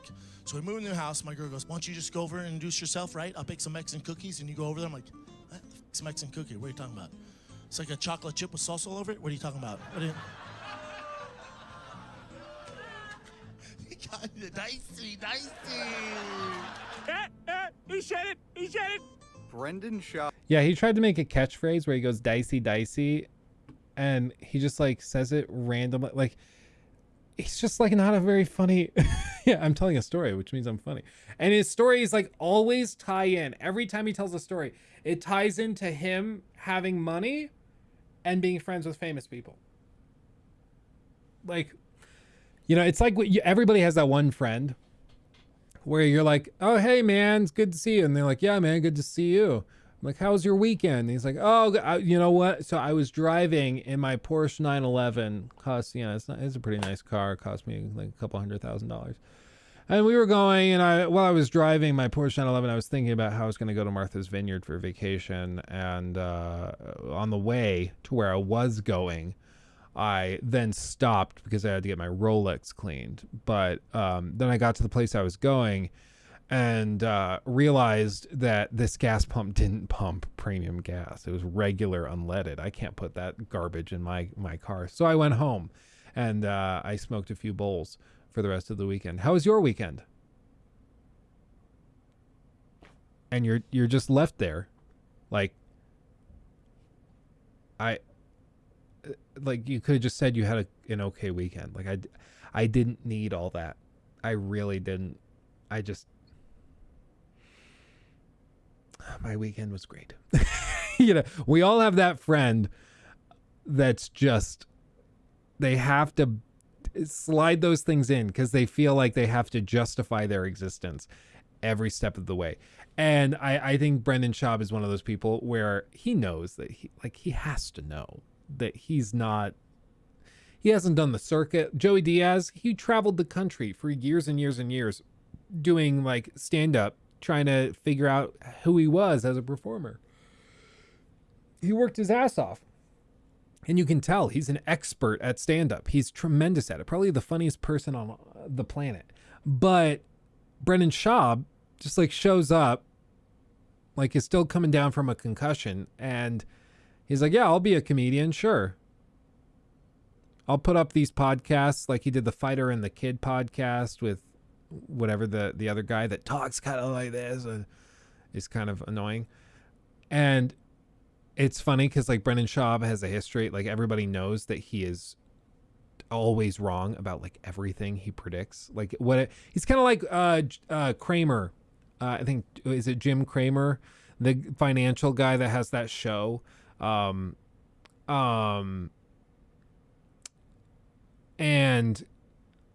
basically every stock pick he makes, it ends up, if he predicts it's going to go up, it goes down. So there's like an actual account you can follow that just tells you what his latest like recommendation is so that you can short that recommendation because he's always wrong. That's Brendan Schaub, but with fights where he says, oh yeah, no, I definitely, I think Conor McGregor is going to knock out this guy, yeah, in like 20 seconds. And then he ends up getting smashed. He's one of those guys. And I think eventually, like, I don't know if they're still doing the Fighter and the Kid. I don't know if he still has an audience. I don't know. But I just can't imagine that this holds up. Like that he has a long and storied career doing this. I can't imagine, but maybe. The Earth is Flat guy. Oh, yeah. What was his name? Eddie. Oh, what is his name?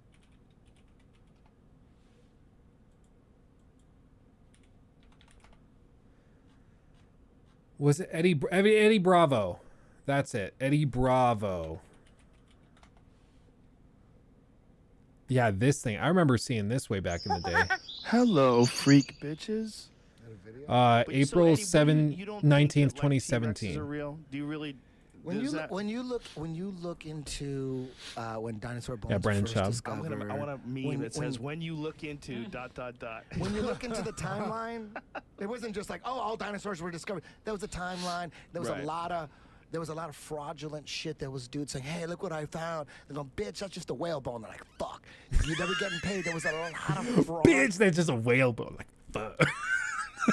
going on in the 1800s when they were discovering dinosaurs. But what about the layers of Earth? But What's funny is I know exactly the video he's referring to. It's a video by that one whack job, Eric Dubé. And all he does is like he goes carefully through Wikipedia pages and then he tries to call everything a conspiracy. So like Eric Dubé thinks the Earth is flat, chemtrails, vaccines are fake and poison, cause autism, but also are going to be activated by 5G when World War III starts. He thinks, yeah, dinosaurs are fake. He thinks that's just a scam created to trick you into believing in evolution. Like you name the conspiracy, he believes it. Eric Dubé is just one of those people. And he makes these YouTube videos where he pushes this out. And Eddie is just repeating everything he heard in that YouTube video. And what's funny is when Eddie says, when you look into it, man, he's just saying, like, go watch the YouTube video I watched. and that's it. And it's painful to hear because I know people who think this way. They're like, I saw a Facebook thing, or my chiropractor told me. Also, for the record, can we just get this out of the way? Chiropractors are not doctors. Okay, this is apparently not a thing in the UK, in Germany. Like, they don't take chiropractors very seriously. It's considered like kook medicine, because it kind of is. The guy that originally founded chiropractic as a practice thought that a dead doctor's ghost was speaking to him about how subluxations in the spine caused all illnesses, and if you popped somebody's back in the right way, you could align their spirit force through their spinal cord, and you could heal any remedy, or you could heal any disease, including cancer, everything else. It's like a whack job. It's tied into the Mormon church. Like it's craziness. And the studies recently show it's in line with like a really good massage. So it can be useful, but don't think that it's going to like cure your depression. My buddy Corey, love him to death. He worked at a chiropractor's office, and he said he just went because it was like a sales job. No big deal. But he's like, yeah, they kind of started suggesting, like, they wouldn't say that the chiropractor could fix your depression, but like they definitely wouldn't tell you no. You know, stuff like that, where it's just a little sketchy, you know, little sketchy. And I've heard people say that. Like, I have people I know that, like, they get their advice for everything from their chiropractor, who is like out of his mind. Like, he thinks, like, I heard from my mom went to one of them, and he was like, yeah, the helicopters, I saw the helicopters, they're watching me, they're gonna, you know, if something ever happens to me, you know, it was not a mistake. Don't believe it. Don't believe the story they tell you. And she's like, okay, can you just like pop my back for me, please? Because he thought that like black helicopters outside like his little practice were watching him and were spies from the government. Like, he's a crazy person. And again, he's not a doctor. To become a chiropractor, you don't have to become a doctor. Some doctors, I'm sure, decide to go into chiropractic care. Maybe they do. I don't know. But to be a chiropractor, you don't have to get any sort of medical degrees. You can't write prescriptions. You can't go to a hospital and practice. It's not a real doctor. So like, don't believe that when you hear it. Okay, just like little skepticism. But same thing. Like I've heard all these guys. They all say the same stuff. And I also you'll notice this with Brendan Schaub. He's constantly. It's funny. He wears his Rolex. And he does this all the time, where he just presents it very, very clearly, you know. Oh, you saw my Rolex? Oh, bummer. Instead of like, oh yeah, that's interesting, he'll catch it and then he rotates so that you can see his nice watch, like every single time. It's really funny. Just watch your video on Nadia cheating, and it's actually hilarious that Swag Dude is trying to defend her. Essentially, he's letting his little simp mind get in the way of reality. I'm baffled by that too. Some people have said that whole thing is because, the big accusation right now is not just aimbot, but also that she uses the VPN. And some people have said that he also uses a VPN regularly, so he doesn't want to call her out for that because he uses it too. So he doesn't want to like even start that conversation. So he just blows past it. But I agree. Like it's hilarious that he was like, yeah, we're going to decide once and for all if she's actually cheating. And then he's just not even bothering. Like, doesn't even touch on it. It's ridiculous. But yeah, this, you'll notice it now every time you see Brendan. He does it all the time, and you won't be able to unsee it now that I mention it. And I will say, this is a very nice Rolex. This is a nice Rolex. I've said one of my like goals, because I set goals for myself to like, you know, as milestones, of course, like, you know, buy a house, buy an investment property, like a 4-unit apartment building or a 10-unit or something, buy a triple net lease building for corporate company to move into and like expand my investments that way. I have like those goals set up. One of my goals is to one day own a nice Rolex. That is one of my goals. And the reason I like that's not actually a ridiculous thing, okay? People think of Rolexes as just being ridiculous. If you own a Rolex and then you have aftermarket stuff done to it, like you take it to a jeweler and have them put diamonds on it, yes, you are dumb. That's just objectively stupid. Unless you're somebody like, say, Tom Brady, and you wore it at the Super Bowl, and then we can prove that and it becomes a collector's item. Don't do that. Take your Rolex, keep it in factory condition, and it will resell for higher than you bought it, like 99% of the time. These things are investments in and of themselves. They appreciate with age. You buy it for 10 grand, you wait 20 years, you can sell it for 30 grand. Like it actually does appreciate in value if you take care of it and don't mess with it. So it's a way of locking down your cash so that it doesn't go away and doesn't get wasted. So apparently you send it back to Rolex every 7 months for a service, and it ain't cheap either. So my previous boss, he had a few Rolexes, and he would just take, like, he would go to the mall like every couple of months, and they had a Rolex store there, and he would just like take it off and they clean it for him, and then he would put it back on, and then he's good. You don't have to take it in for like official service.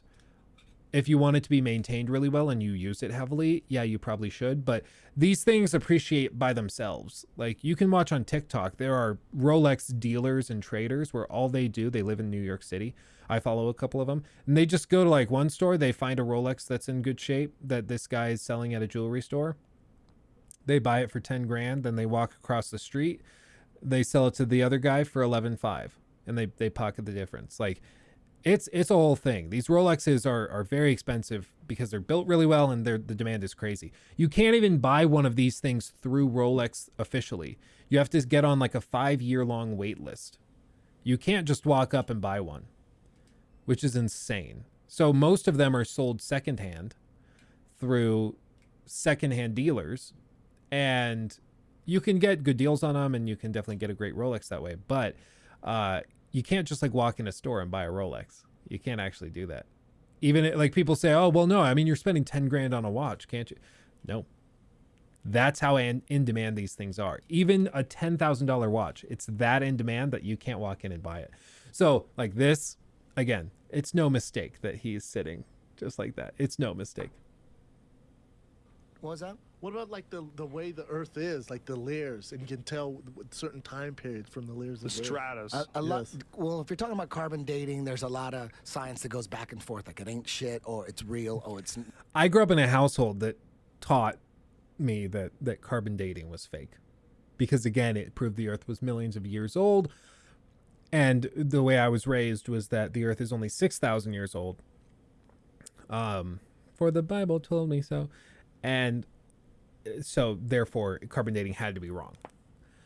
And the funny thing is that like carbon dating isn't used for dating a lot of these things, and plus it's only useful up to like 50,000 years. After that, they use like argon dating and like iridium strontium dating. They use other dating methods than carbon dating, but carbon dating is what everybody's heard of, so everybody uses it ubiquitously, and it's just not accurate.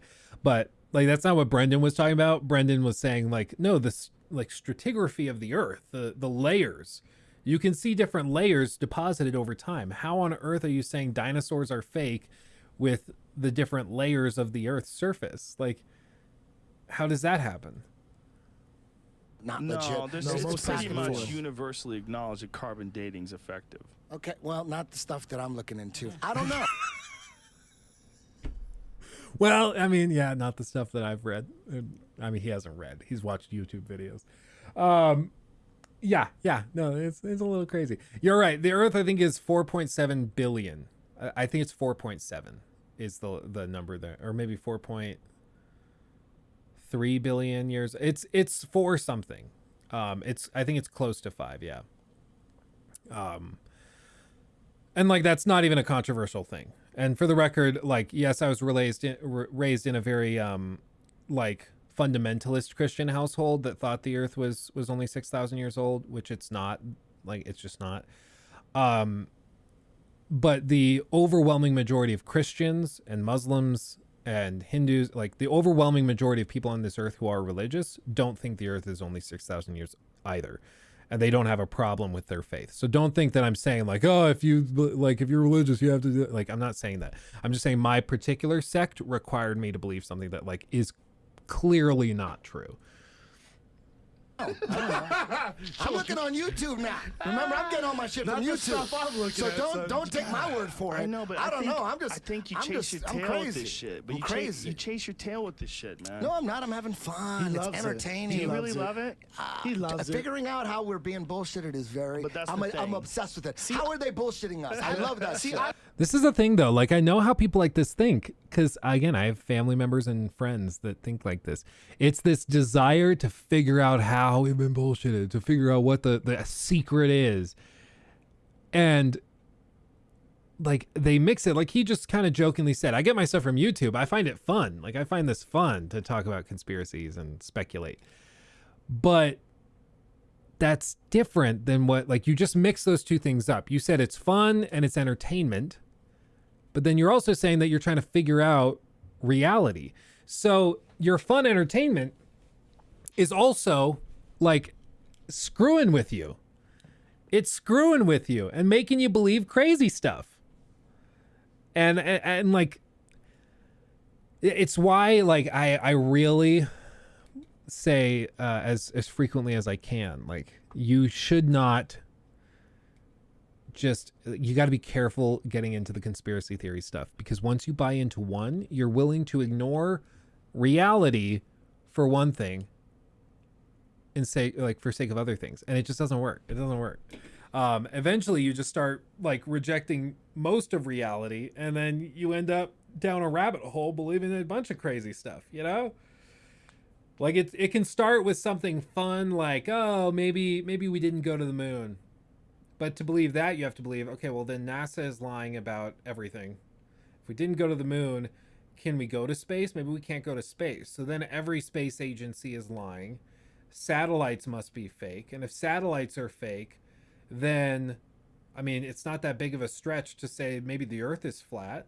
And then all of a sudden you started with one little fun conspiracy, but because that was the first domino that fell, you end up believing a bunch of crazy stuff. So it's just, you got to be careful with that. Like, I know, like Eddie said, it's fun. It's fun. It's entertainment.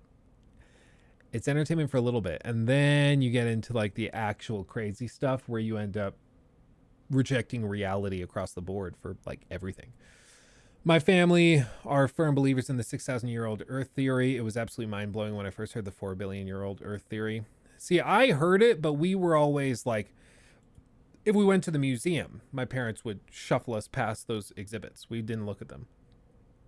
And it was commonly said, like, you know, that was just part of the atheist scientists trying to convince you that the Bible isn't true. Again, it's all a conspiracy. It's all a conspiracy. So to reject that because of your presupposition that this one thing is true, everything else must be fake. Even if that means that, like, all archaeologists, all anthropologists, historians, like, you know, the flood happened 4,200 years ago. Well, we just found a tree that's like 5,300 years old. I think in Chile or somewhere. Like, we know that there wasn't a global flood at that time. We know that. That is not controversial. And like the Egyptians, they cleared right through their like 5th through their 6th dynasties, no problem.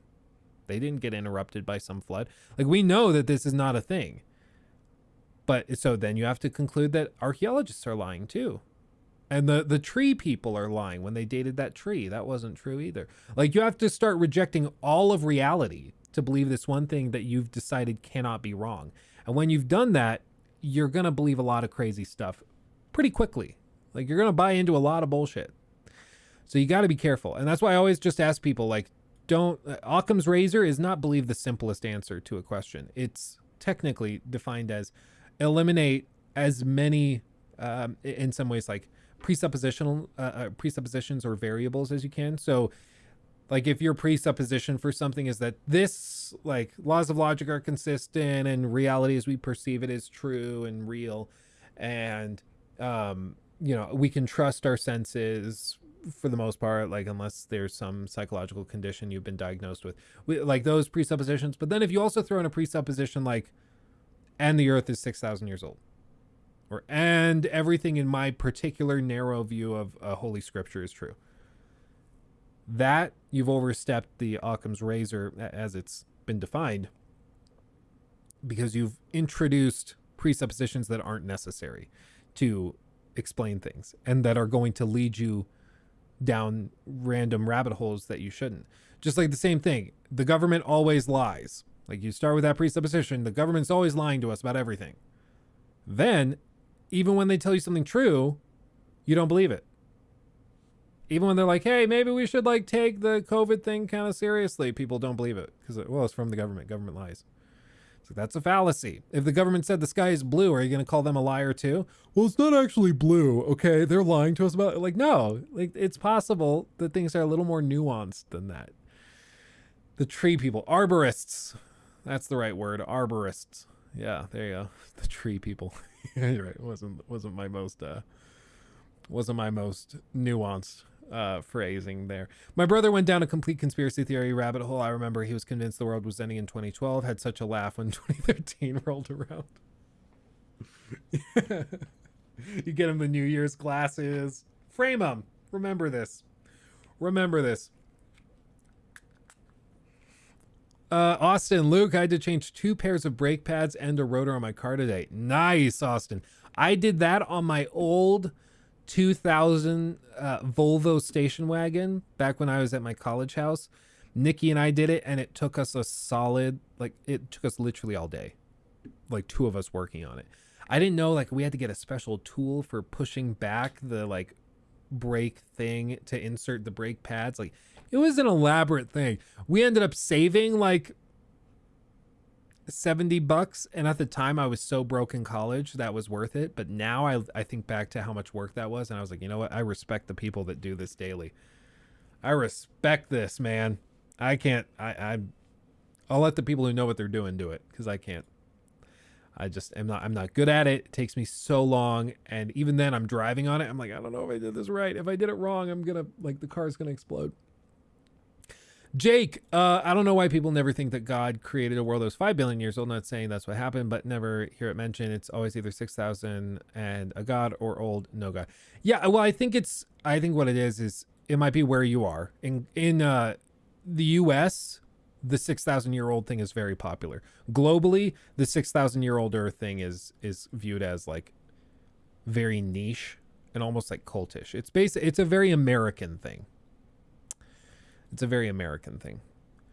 He also bought into the lizard people and the hollow earth theory. Oh my God, dude. The hollow earth theory. That's one where it's just like, there's no reason to believe it. Unless you're like, the mole people under the ground actually control everything. You know, like, that's bad. Yeah, Austin, the 10,000, I've heard some people be like, okay, well, if the tree is 5,300 years old that we found, then maybe the earth is 10,000 years old. Maybe that's what it is. It still doesn't line up. It still doesn't work, but whatever. Or like the birds are fake. Birds are fake. That was funny. It's like there was a college student who was doing a social experiment, and he was just like, yeah, crazy conspiracy theory.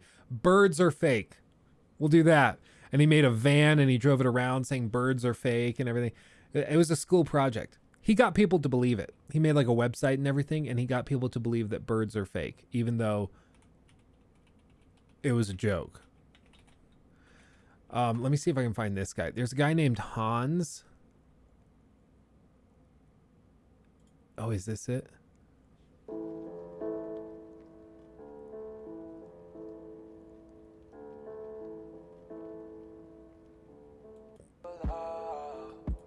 I don't think this is it. There's a guy on YouTube that thinks that like gorillas are fake.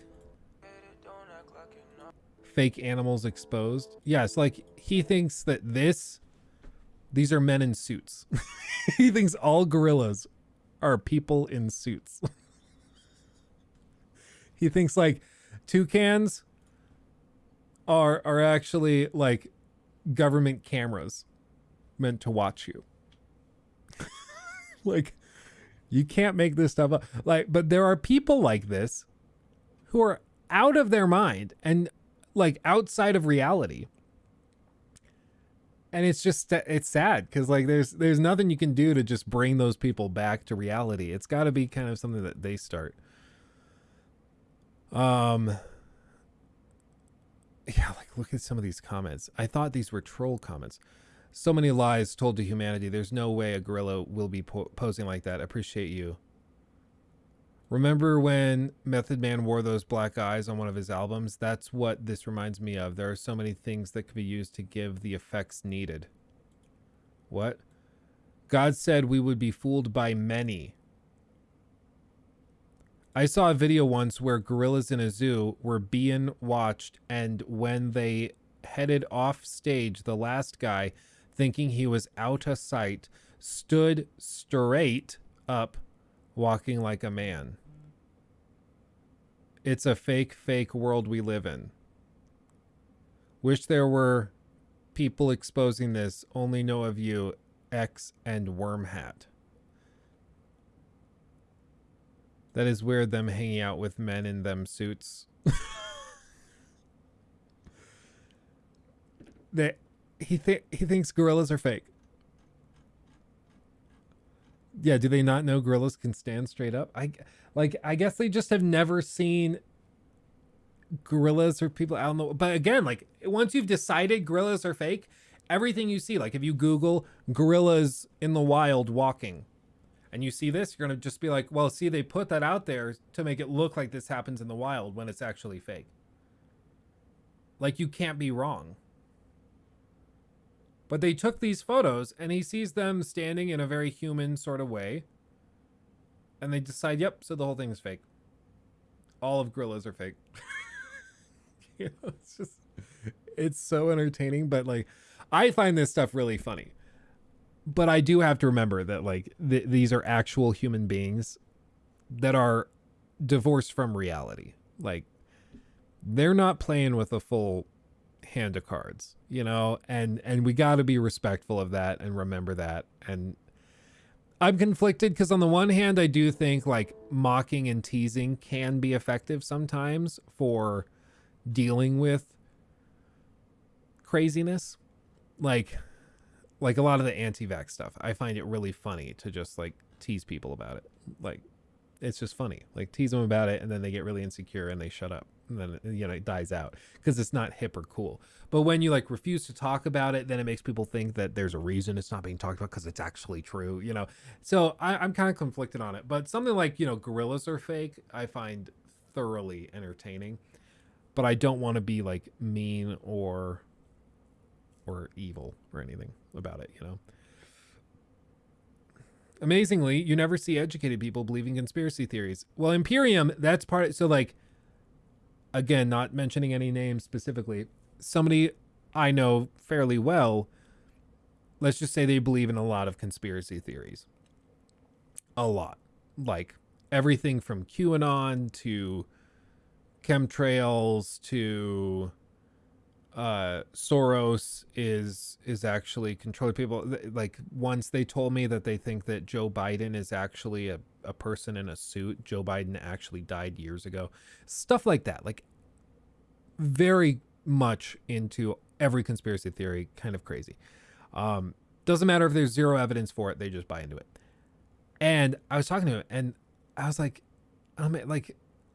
I just can't help but notice. I said basically the same thing. I can't help but notice, but these conspiracy theories seem to be a privilege of the underclass, and they seem to be a privilege of those who haven't gone to higher education. It seems to be something that is specifically catered to those who have not received higher education.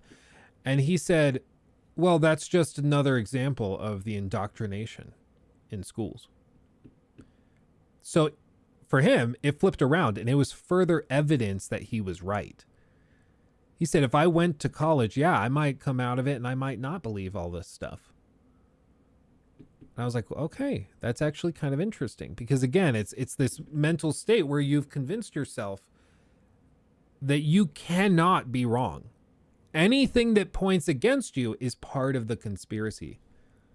And that's why it's so dangerous to start buying into this stuff. Like, I think your life is probably much better if you go through life just kind of chilling and vibing with the official narrative. I think your life's going to be a lot easier, and I think you're going to be less prone to believing crazy stuff. Somebody pride themselves with knowing the truth, and they are the only ones know what they're talking about. Well, like, Dunning-Kruger effect. This is something that's brought up a lot with those who believe in conspiracy theories. This is a chart. You'll also see it a lot with like flat earthers. You see it a lot with like anti-vaxxers, that type of thing. And basically all it is this little chart. And the effect is that people who tend to not know much of anything about a topic often have confidence that is far outside of where it should be. So like this, if we take something like, I don't know, I think like it could, let's just say like rocket science, like somebody saying, oh no, rockets can't go to the moon. The escape velocity doesn't work. You can't possibly get to the moon. It's like, okay, if you looked up a couple of quick little like charts, maybe you've convinced yourself of that, but you're here, you know nothing. You're here, but you're at the peak of Mount Stupid. You have high confidence. You think you know everything when in fact you know nothing. You've barely even scratched the surface of this topic. As you get further educated, you drop over this and you end up in the valley of despair and you're like, holy crap, I know nothing. Oh my God, there's so much more to know. But it humbles you. Your confidence drops. And then as you become more competent in the topic and you get to know what you're talking about, you end up back at a high level of confidence, but you actually know what you're talking about. Yeah, it reminds me of the flat earther that made his own rocket only to get himself killed. Yeah, that guy, well, to prove that point, that guy that you're talking about was a limo driver. He was I know who you're talking about. He is a retired limo driver who decided he wanted to make rockets to fly up and prove that the earth was flat. So he built a rocket, launched himself in the air like 1,000 feet, and flew back down to the earth and splat. Amazing, I know, like shocker. He didn't know what he was doing when it came to building rockets, but like you can't make this stuff up. You can't make it up. I wonder, flat earther builds own rocket, dies. Mad Mike Hughes dies after crash landing a homemade rocket. 64 crash landed his Steam. It's a steam powered rocket. Shortly after takeoff near Barstow on Saturday, a video on social media shows a rocket being fired into the sky before plummeting to the ground nearby. Yeah, he like strapped himself inside, and I think previously he had like broken his back. Yeah, a man was pronounced deceased after the rocket crashed in the open desert.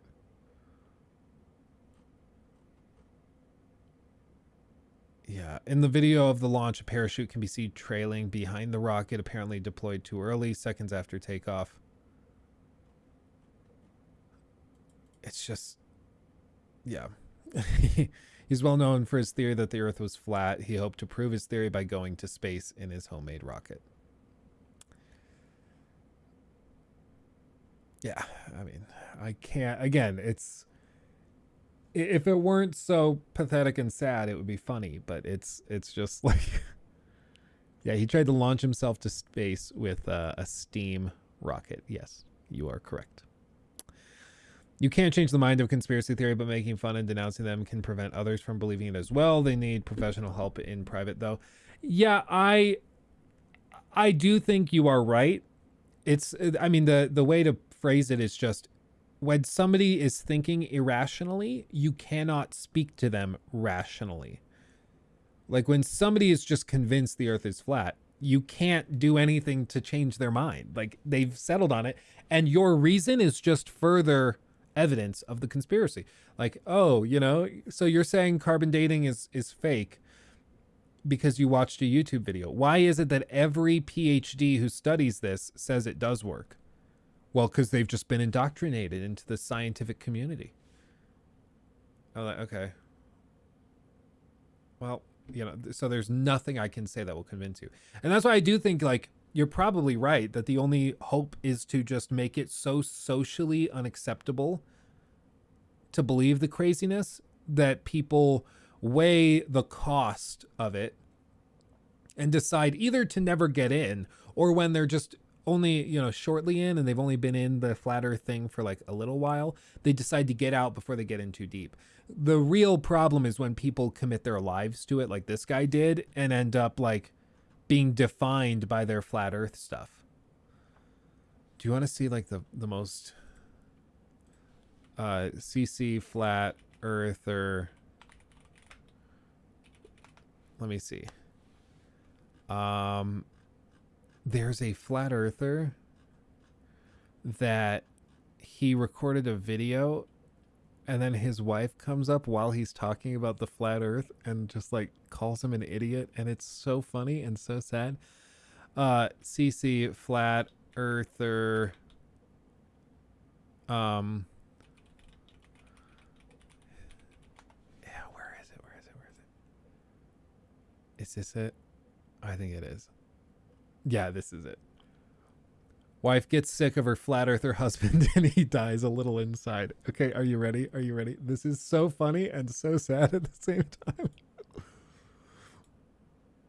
Good morning, good morning, good evening, good afternoon. This guy posts all the time, like 5 videos a day. You can find him right now. Same time. This is not to scale, of course. When I grew up, the solar system was stationary. All right, honey, come on. The sun was standing. Why don't you stop this bullshit? Idiot.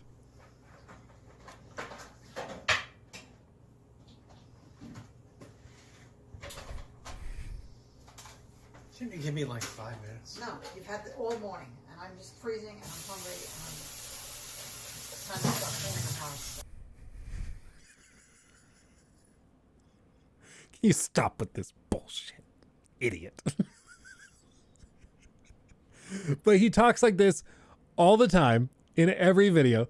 It's like, CC here. Chris. New York, Rochester County.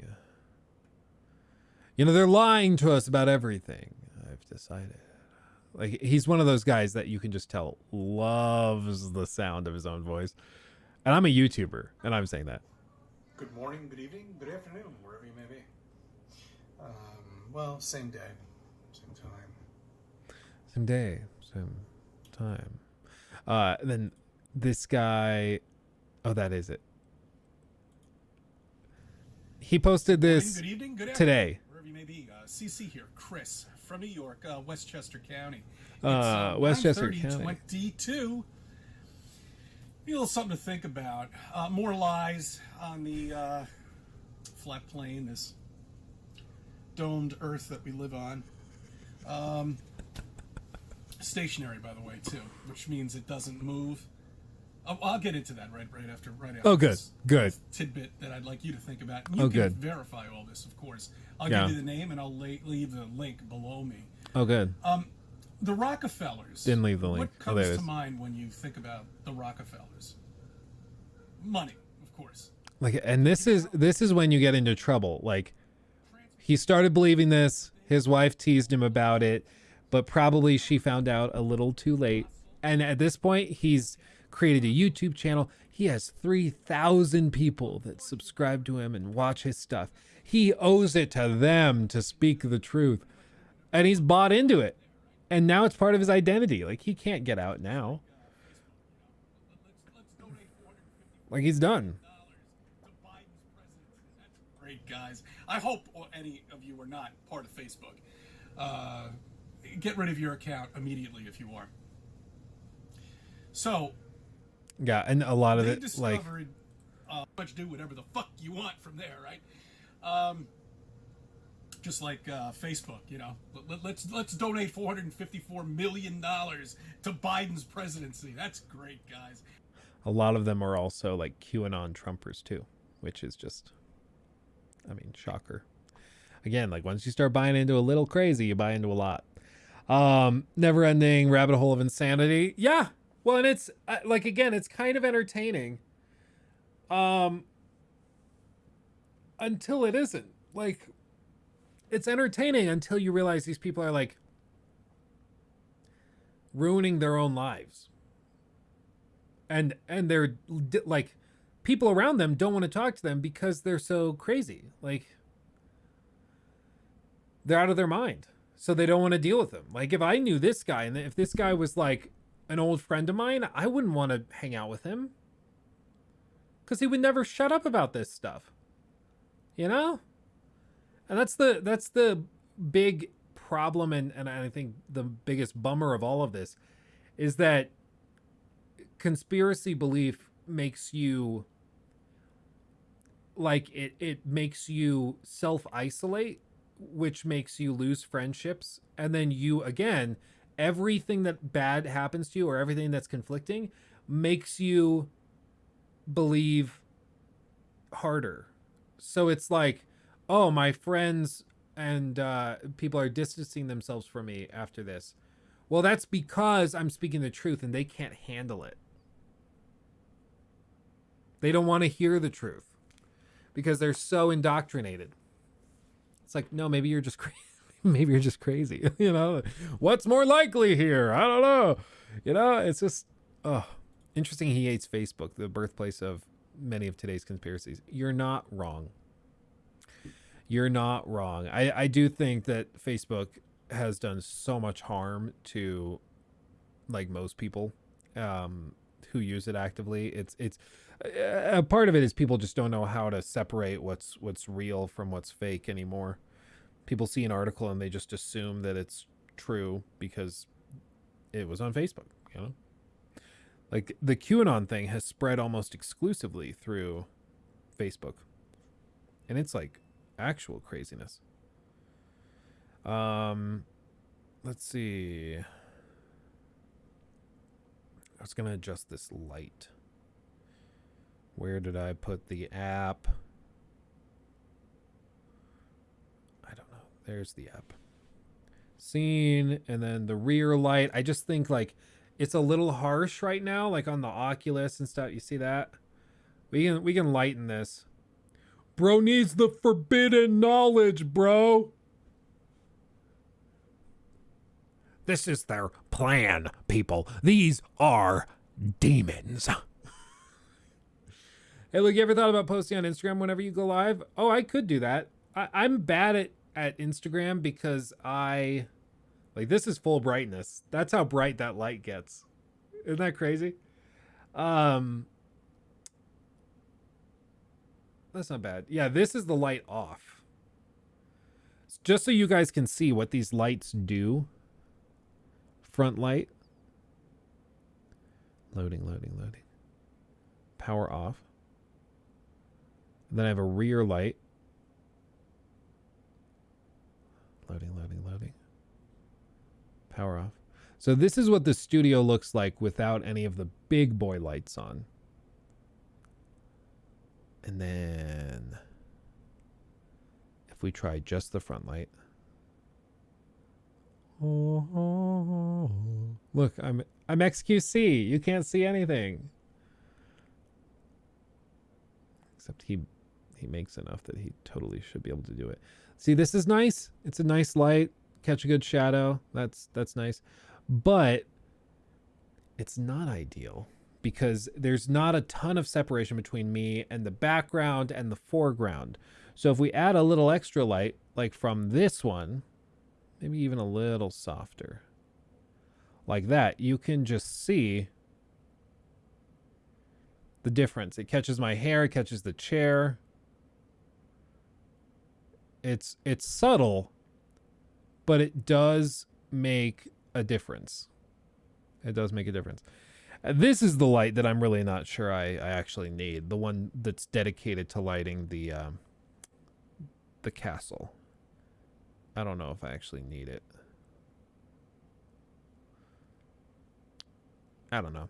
I do like that things are lit, but I don't know if I actually need that. Yes, it is the Witcher books. Sure is. Luke, please do. I tried Breath of the Wild again. Ooh, I could totally do that. Your wish is my command. I could totally do that. Yeah. Totally. What lighting system are we using? These are aperture lights. So they are like big boy lights. They're not necessarily like the cheapest things, but they work really well. They're color accurate. And then I have them set up with like a smart plug, like the one of those Amazon things. So if you want to see exactly the ones I'm using, Andre, in my link tree, I have the there we go.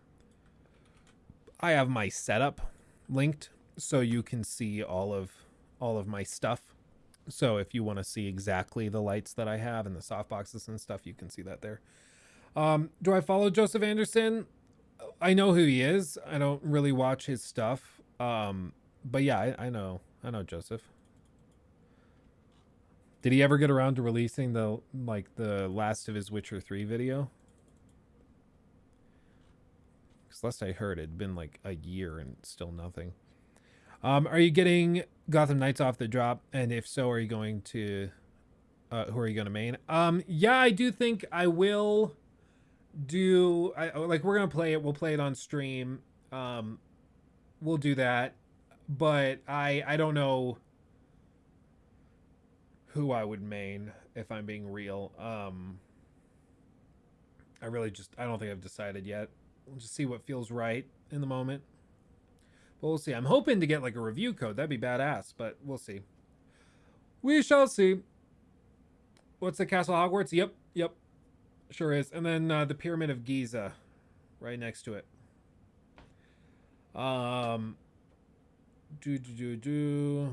Gianmarco, we love you. Much love to you too. Appreciate you. Being around conspiracy theories people or theorist people can be super draining and overall exhausting, as there's no talking them off that ledge or reasoning them with them. Yeah, and that's why people separate from them and walk away. Oddly enough, Joseph Anderson led me to Luke. Joseph got me into the game critiques he did, but didn't have very many, and I was interested in leading me here. Oh, that's cool, Jake. I remember like Joseph, I think he really popped off probably around like 2018. I think is when he exploded and got everywhere. And so like that, when he did it, like it took him so long to put out videos that I was like, if I just put out more, then I can capitalize on some of that. And I mean, at the time I did that and it made sense at the time, but it ended up with me sacrificing quality over quantity.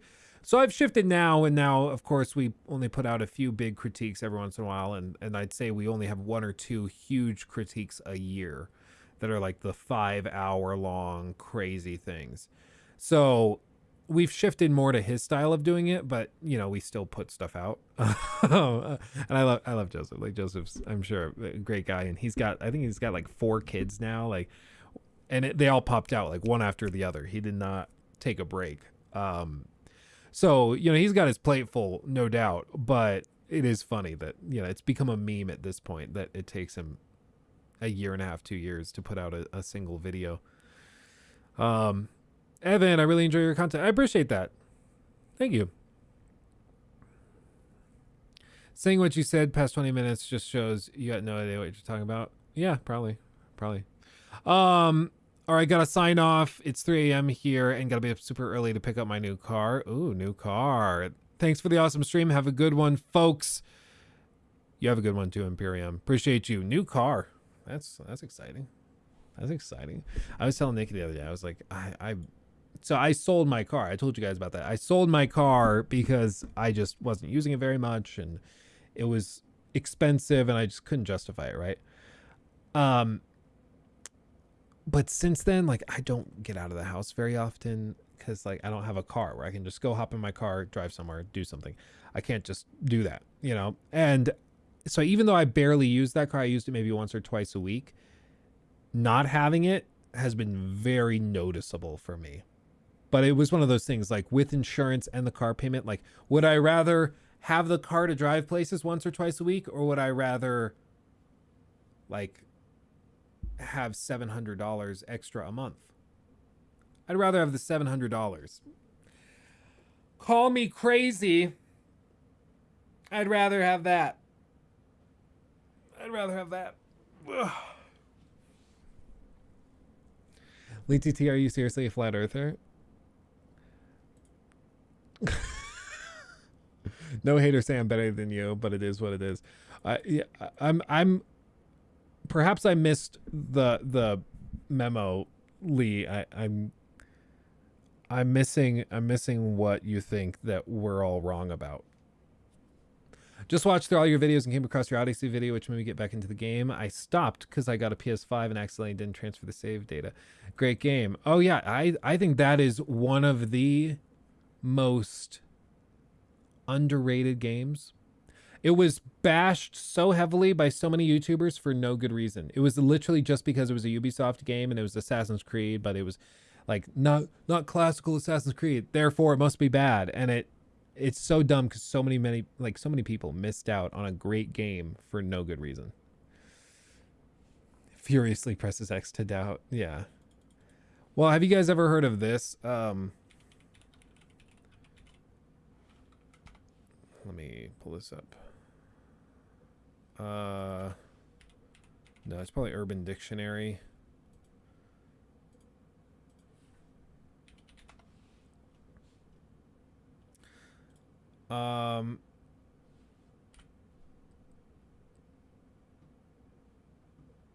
Yeah, the thing with this, like whenever you're in a YouTube or a Twitch chat and somebody is like casually popping up and saying that like they think the earth is flat or they think this or that, and it seems like a little crazy position, you have to wonder if they're a Poe. A Poe is a person who writes as a parody of a fundamentalist or like a crazy person, and is mistaken for the real thing. And due to Poe's law, it's almost impossible to tell if a person is a Poe unless they admit to it. So like the Bible is true because it's the inerrant word of God. I know because the Bible said it is. It's like, is this guy serious or is he a Poe? Is he like, does he actually believe this? Or is he just teasing people who believe this by saying the same thing? Like both positions are so crazy that you can't distinguish between them, you know? Yeah, similar to Murphy's Law, Poe's Law concerns internet debates, particularly regarding religion or politics, without winking, smiley, or other blatant displays of humor. It's impossible to create a parody of fundamentalism that someone won't mistake for the real thing. In other words, no matter how bizarre, outrageous, or plain idiotic a parody of a fundamentalist may seem, there will always be someone who cannot tell that it is a parody, having seen similar real ideas from real religious or political fundamentalists. And it's also true of flat earthers. Yeah, actual internet posts to biblically defend a flat earth. All I was saying was that either the earth is flat and the Bible is correct, or the earth is round and the Bible is incorrect. I'm going to study the issue more and decide for myself which route I want to take, either atheist evolutionist or who agrees with all of mainstream science, or flat earth literal Bible believer. I'm leaning toward being an atheist because if I can't believe the Bible to be completely literally true, then I can't believe Jesus when he speaks about heaven, etc. That would make the moon landing a fake and pretty much all of modern science false. And they're like, that's it. I'm claiming Poe's Law on this guy. So it's just one of those things. Yeah, where if somebody is parroting a fundamentalist position enough and well enough, you can't actually distinguish between the parody and the real thing.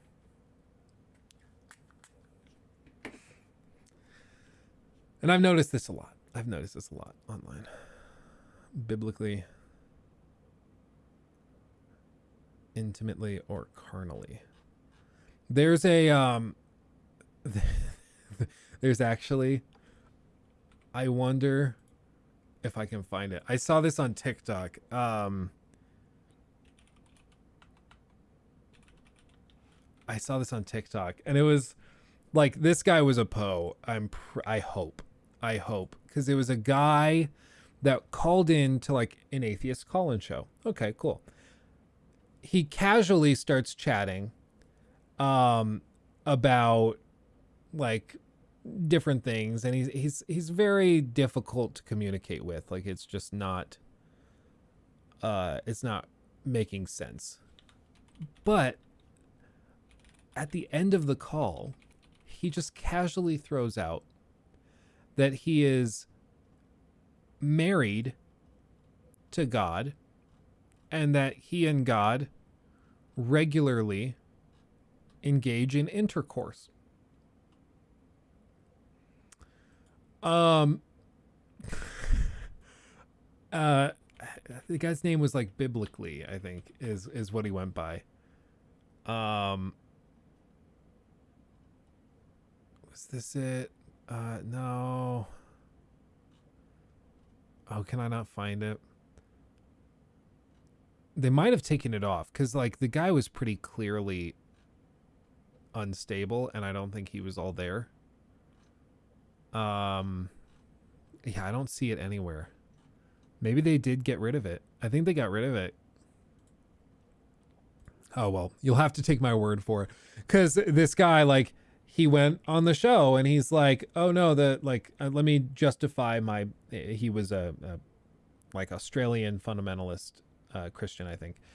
And he just wanted to defend his position. Cool. Love that. And then as it goes on, he's just not really answering questions. He's evasive, and he's just using, like, he basically says this is true because it's true, and because, like, God is described this way, it must be true in this way. But their point was like, no, that's just your interpretation of it. It doesn't actually make sense, all of this. And then somebody in chat goes, I looked up this guy's YouTube channel. He says that he's married to God.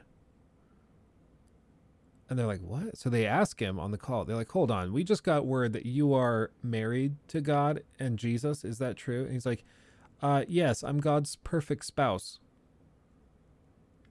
Like, oh.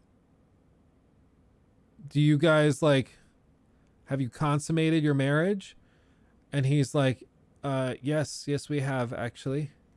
Like, what's it like to have sex with Jesus? And he's like, well, he fills me up with his Holy Spirit. And like, at that moment, like, I think that guy is probably a Poe. Like, he's memeing. He's a troll.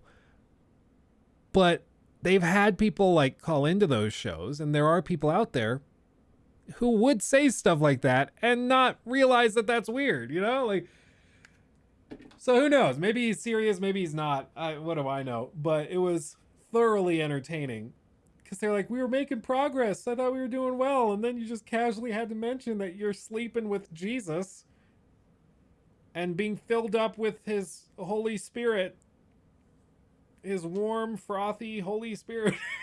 Like, it just got weird. Oh, Jeffrey, I'm sorry, man. I show up and you guys are talking about having sex with Jesus. I'm sorry, Jeffrey. Yeah, it's a crazy thing I saw on TikTok. I think they cleaned it off of YouTube because it was like, the guy probably is not. If he's a troll, you don't want to keep that up, because it might make it seem like you're inferring or implying that, implying that that's what most people who believe that believe. And so you don't want to suggest that. But then if he's actually serious, then the guy clearly has like some mental issue and he's delusional. So you don't want to promote that or push that up and fulfill that delusion, So stuff like that, you just don't want to screw around with it. But it was thoroughly entertaining. But, maybe it was a Poe. Who knows? The guy's been around for a while. You can find other things. He's called into a bunch of shows. He's on Discord all the time. So, like, either he's a Poe and a troll that has committed for years, or he's just out of his mind. Let's see. Froth, you said you're damn right. I did. Let's see. I've heard a story about some podcast where this couple had a three with Jesus. Yeah, you know what? Praise be. Praise be. Cole in the snow. Nadia's clean. Y'all just like to hate or hate to hate. Y'all just hate to hate. Y'all just hate to hate. Okay, so I think Cole, congratulations. Everybody, congrats to Cole in the chat. We have our first Nadia simp. We did it. We made it. YouTube's over. We figured it out. We did it. We solved it. We made it. Clap, clap, clap, clap. Yeah, exactly. Woo! We did it. Yeah! Let's go. It's about time. Yeah! Oh, he's a tier 3 for sure. Yeah, yeah.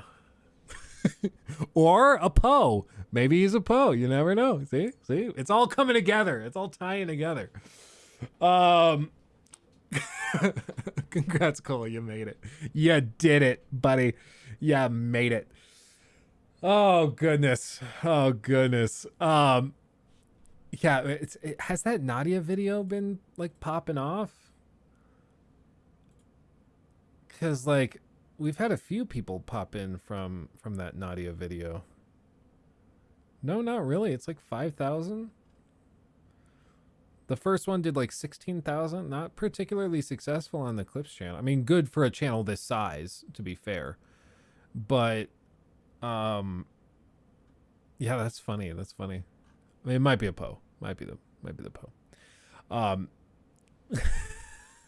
As soon as a female streamer gets popular, y'all just start throwing accusations with no hard evidence. No, there's a lot of like really solid female players, and like there's a lot of talented players, full stop.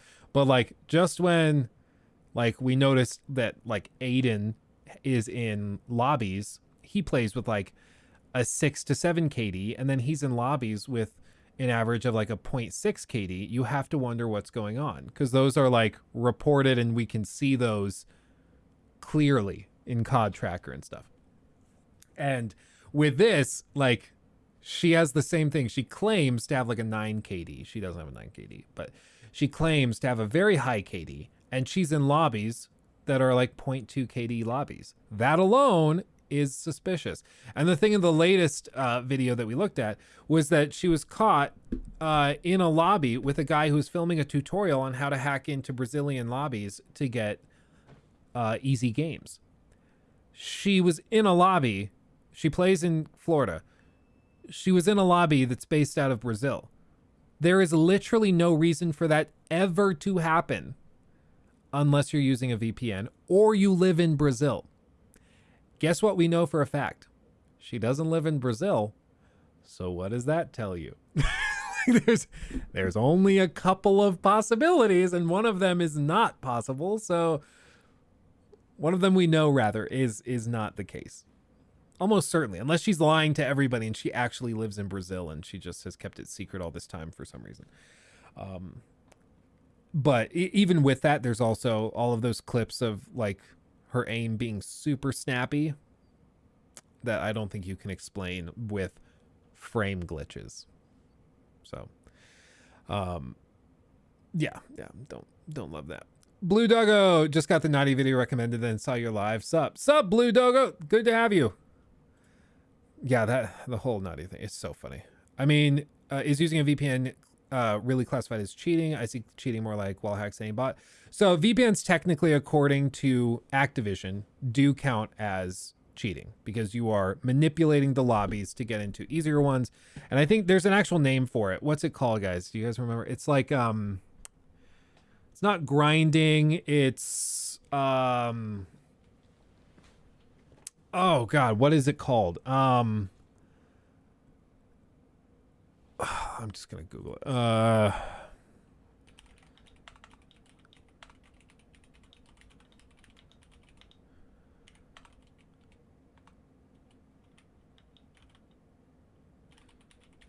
Boosting, yeah, reverse boosting. I think boosting's it. That sounds right. Reverse boosting, because basically what you're doing is that you pop into these lobbies with low KD players to clean up and get high kill games to look like you're really, really good. And in reality, you're just like beating up on 12-year-olds. It's like my little brother Eli. He asked me to play Fortnite with him. So I made a new account because I don't play Fortnite. And I joined him in a match to play with him and his friends. Him and his friends are like 11-year-old boys at the time. They are horrible at the game. It's hilarious. They're just bad. But they have a great time and they have a great attitude. So I jumped in and I started playing with him. I finished with like 20 kills. And it wasn't even fair. It felt like I was just stomping on ants. And then I'm like, yeah, I'm the greatest warrior in all of history. And I'm like, no, you're just stomping on ants. You know, that's kind of how it felt. And that's basically what you're doing when you reverse boost, is that you go in, you make your lobbies significantly easier by beating up on the little guy, and then you claim that you're the best player ever. That alone, like, yeah, if you don't want to ban her for that, okay, whatever. I do think there is clear evidence that a lot of other huge streamers do it too.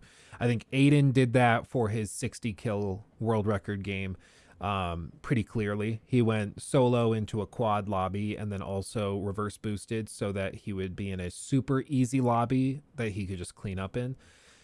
And he got a 60 kill game through it. Technically, he played the game without cheats and hacks and got a 60 kill game. Yeah, that's true. But the thing with Aiden is Aiden plays consistently amazing regardless of where he is, no matter what, all the time. Like he's just always killer. Nadia is very inconsistent in the performance that she puts out, which is a red flag. This is why I need a red flag. I need to order a red flag. Because like, red flag. I need something like that. So I feel like y'all just hate. Well, I mean, feelings can be deceptive. Because she found a way to take advantage that everyone can do but chooses not to. Smells like jealousy. I can think of a few things I'm sure you would love to smell with regards to this topic, but with regards to the actual discussion at hand, I just think like what you've done already in the span of like 3 minutes is you've gone from no, she doesn't do anything bad to, well, so like, is VPN stuff even cheating? Because you realize there's evidence that you can't argue with that she does that. So like, okay, well so you're already backpedaling and moving the goalpost. If the goalpost was here, okay, this is her not playing legitimately and using different things to get an advantage that is unfair. We know that the ball's coming right here. It's coming for the goal. We know that there is clear evidence that she's done this. We're going to score. Cole comes up. No. Is VPN, like, are those even that bad? Yeah, oh, you moved the goalpost, dude. That's it. That's it, bro. Yeah, so one last clap for Cole, the goat. The goat. Our first Nadia simp. We got it. We made it. We got it. Poor Cole. Poor Cole. Dude, if you need to talk to somebody, just like let us know. If you need the touch of a woman, go to Vegas. We can do that. Like, and it will cost you a lot less than the money you've probably sent to Nadia. Let's be real.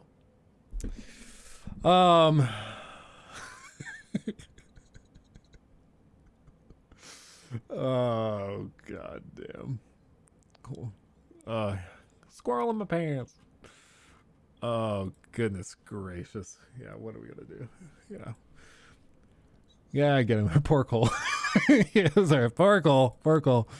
Oh, Cole. Oh, goodness. You know, he kind of makes it easy. Cole, where did you go? Cole, we miss you. We have fun. Yeah, it's just, I can't help but notice, like, there was such a story arc there. Like, starts out, nothing wrong. Yeah, she's cool. And then, well, like, are VPNs even that bad?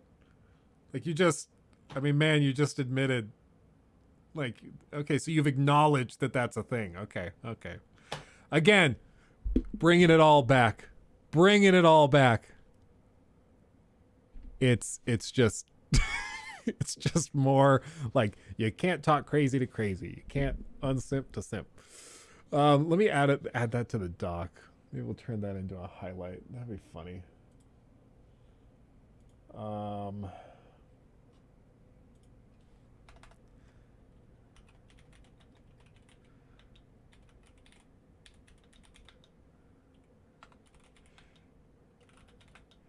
Da da da da da da da da da da da da.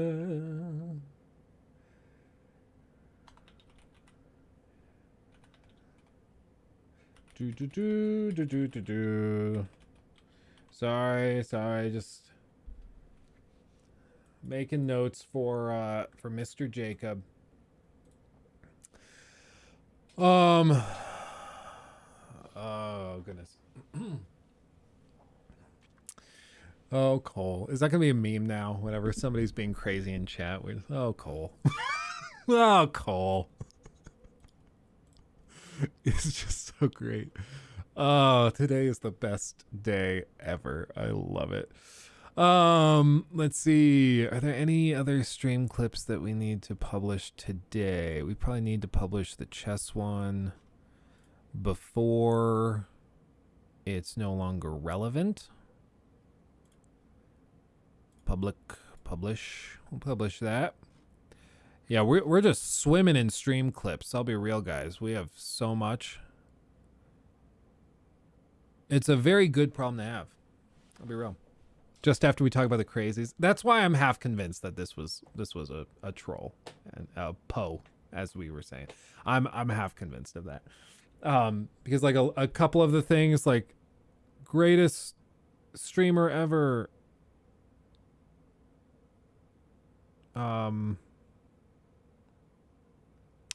Stuff like that, you know, I see that and I can't help but feel like there might be a little bit of simping going on, and even a little bit of a little poeing, you know, not completely serious, kind of hamming it up.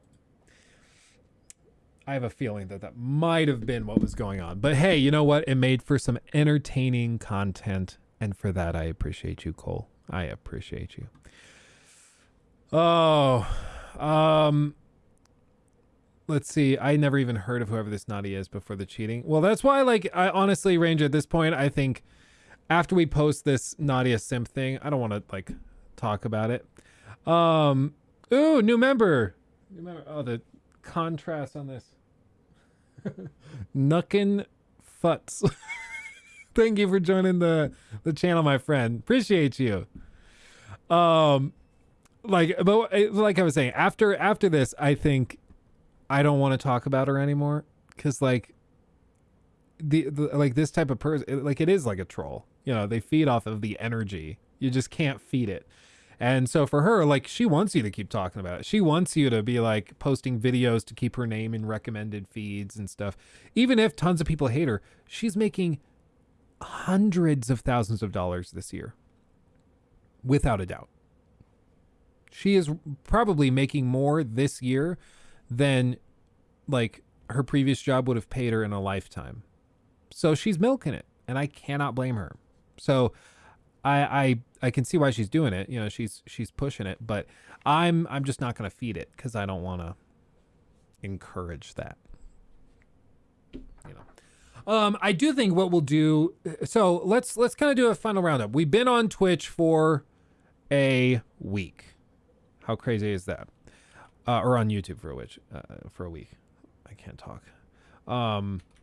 Twitch or YouTube. So I'm going to post this poll, and I would love to hear what you think. For like final verdict, do you like YouTube or Twitch more for streaming? Here's where I'm at. There are a lot of benefits and perks to streaming on YouTube. There's also a lot of perks to streaming on Twitch. The improved chat functionality, the better monetization, things like that. But YouTube has better quality transcoding. It's got the VODs, the ability to pause, rewind. It has, you know, less aggressive ads, I think. Yeah, the poll might be a little biased. That's true. There's stuff like that I think definitely can kind of stack it in one way over the other. But that that whole thing is, yeah, I think it's going to be pretty conclusive here. 95% for YouTube. I do think that this works. I think we're going to experiment probably next week with a lot more gameplay and see how that ties in and how that works. Are there any big games coming this week?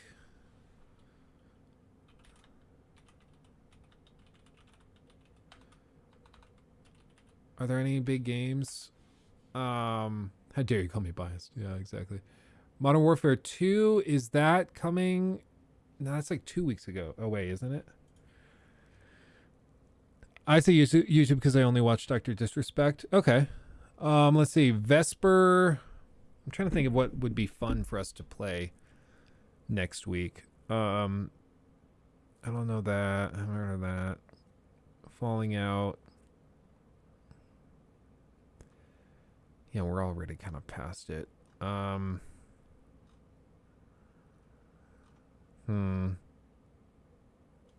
Brick Tales. They're doing another one? Or is this different?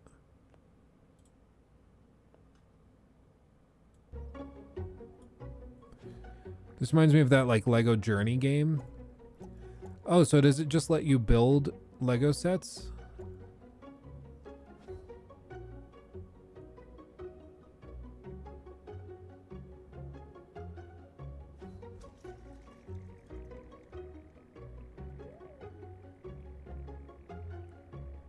Oh, okay. Well, who knew?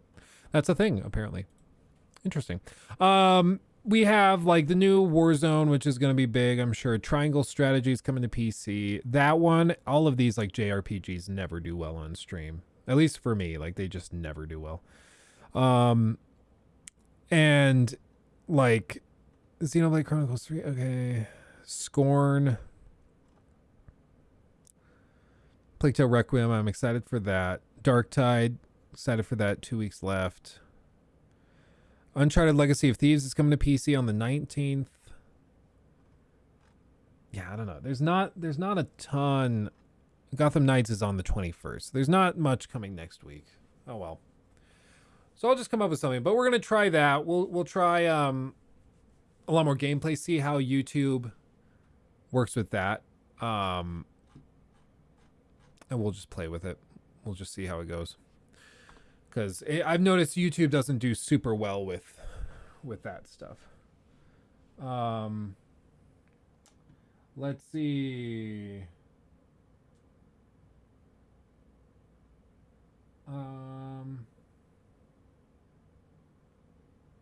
Let's see. Oh, no, Boss is for sure a Poe. That's a Poe for sure. There's no doubt in my mind. That's a little too on the nose.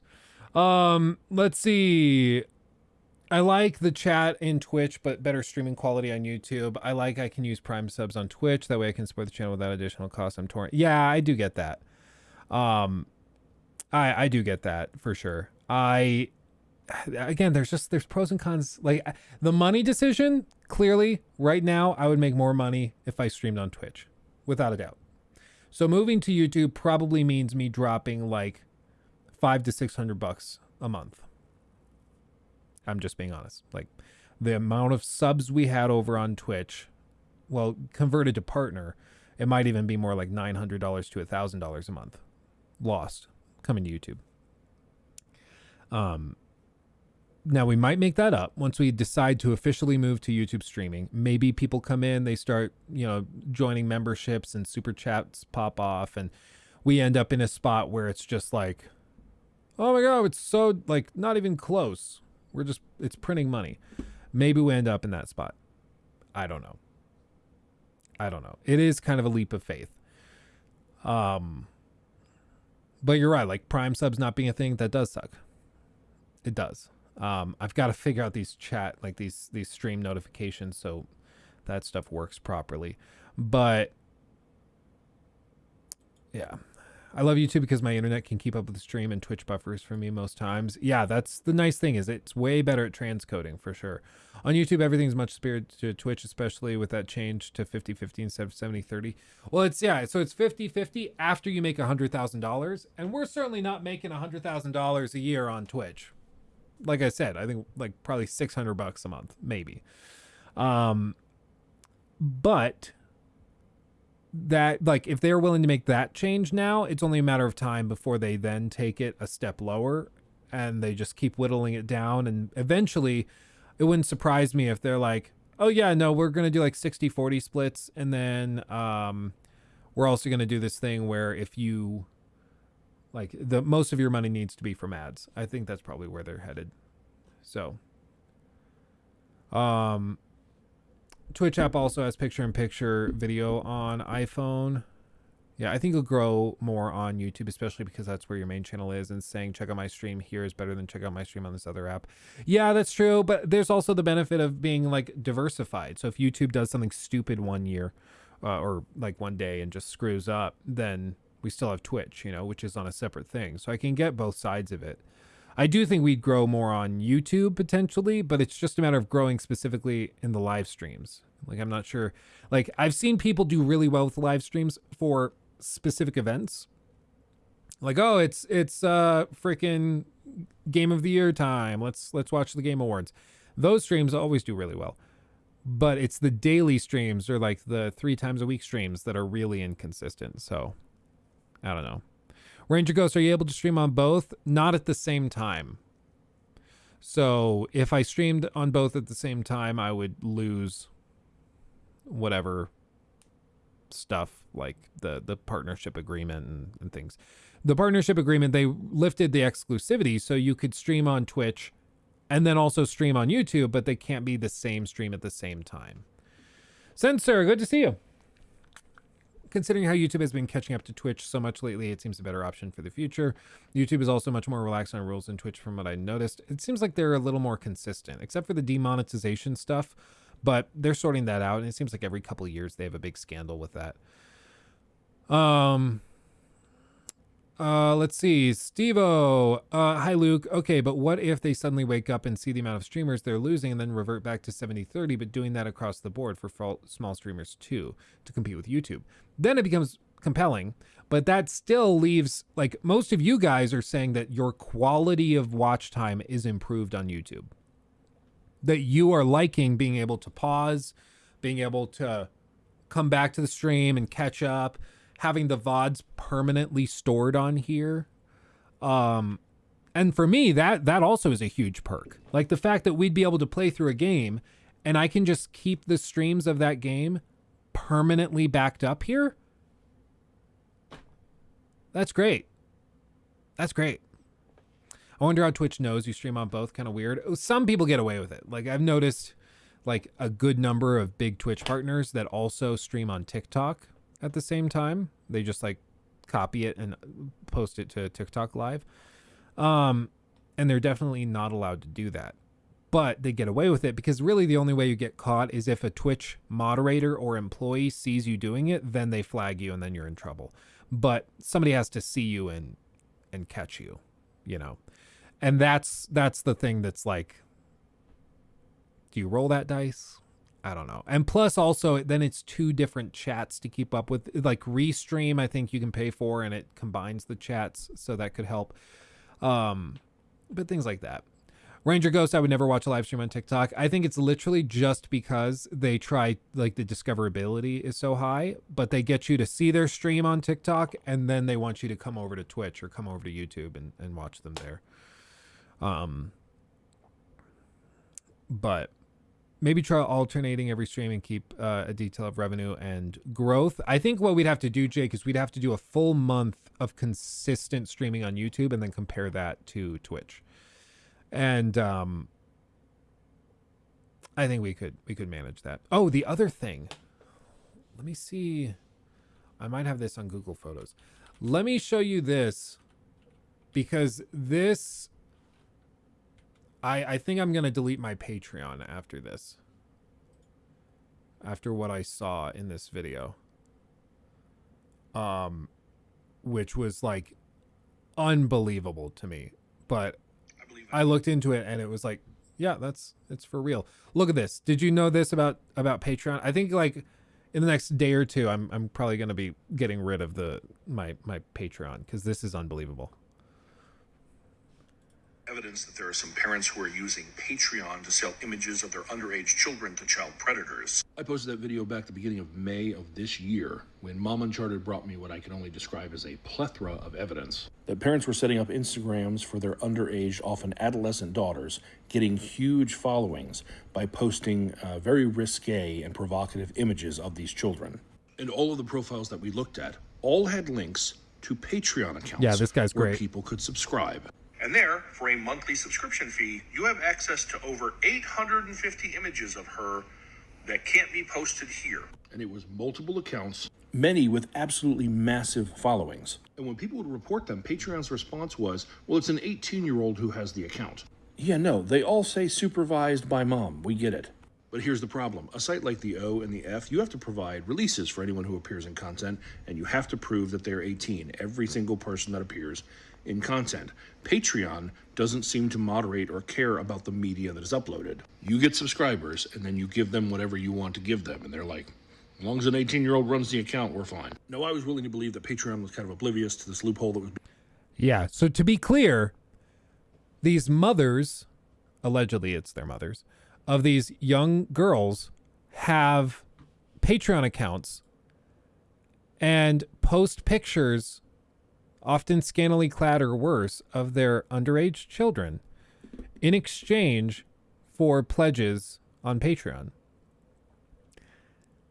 And Patreon refuses to do anything about it because the person who owns the account is over 18. The mother owns the account. That's insane. And they just don't, they're like, no, we aren't going to do anything. Being exploited. I was willing to believe that. I don't believe it so much anymore, because recent events involving Patreon indicate otherwise. So first came the news that Patreon laid off its security. You're about to find out why they laid off their security team. Are you ready? Viking Otter, this is going to make you pissed. Team. Like, the whole team. Emily Metcalf, a former senior security engineer at Patreon, said in a LinkedIn post on Thursday, so for better or worse, I and the rest of the Patreon security team are no longer with the company. That just seemed odd, and then someone found a post on Glassdoor that was much worse. Glassdoor is where current or former employees can post their insights on what are the pros and cons of working at any given company. And on August 16th, a trust and safety specialist from Patreon posted the following cons. We are being told by management and executives not to take down content that is illegal or was reported as being S in nature involving minors unless the police make contact with legal or we have an order by a court. When others try to inform management that there is an amalgamation of accounts that are selling lewd images of what appear to be children, all concerns are dismissed. It's about advocating for customers who are attracted. Yeah, attention DOJ, you need to investigate Patreon. And if you're a reporter who wants to do a story on this, I'd be more than happy to provide more context because this needs to stop. Follow this guy. Tizient. He's amazing.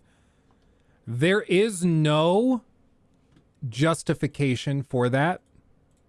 There is no excuse they could give. They got rid of their security team. Oh, it's a cost-cutting measure. They're downsizing because we're in the middle of a recession or early stages of a recession, so they just need to downscale. Okay, whatever.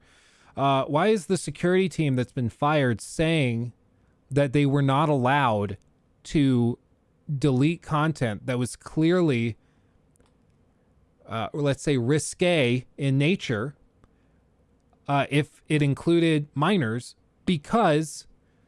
the account owner's over 18, whatever. We wanted to protect our community members who are MAPs, minor attracted persons. There is no excuse for this. There is no justification for this. And it is infuriating. I can't even begin to tell you. So I'm going to delete my Patreon. It's going to lose me like hundreds and hundreds, thousands or whatever of dollars. I don't care. I trust that you guys who are like subbed on the Patreon will come over, maybe become a member on the YouTube channel. We'll do something else to support me if you see fit, or if you don't want to do it, so be it. But I cannot continue to support a company that's like doing that and justifying that. I can't do it. So yeah, Patreon, I'm out. Screw you. Like I cannot fathom how they justify that. His name, Tizzy Ent. Tizzy ENT. He's on TikTok. He does great stuff. Highly recommend. Yeah, there is no justification for that. There is no explanation. That's just screwed up. In fact, you know what I should do just before it goes, because I think the money is going to withdraw tomorrow if I don't cancel it today. So what I'll do is I will go and I will cancel it now, and I'll probably film a quick YouTube video to go up on the main channel just to explain why that went. And we'll post that like later today or first thing tomorrow or something, and we'll just do it so that they don't charge anybody for stuff tomorrow. So I'll go do that, and then I'll publish the video tomorrow morning. But I want to get it canceled today so that people don't get charged and they don't get another cut of the money for this month, because they charge it on the 1st. So I will do that. So I'll go do that. We'll cut the stream here. I appreciate you guys hanging out. I appreciate all of you. You all are wonderful. You know, shout out to Cole, our first Nadia simp. It happened. You guys are all wonderful. I appreciate you guys so much. Stay safe out there. I'll see you in the next video, which will probably go up later today or first thing tomorrow morning. And then I will be back Monday streaming with another video and everything. Again, here, make sure to subscribe and like the video if you enjoyed it. Make sure to ring the bell as well with all selected so you get notified of all of the stream clips that are going up. There's a bunch of them. And yeah, we'll see you on Monday. Have a wonderful weekend, everybody. Much love. I'll see you then. Bye-bye. Hugs and kisses. Bye.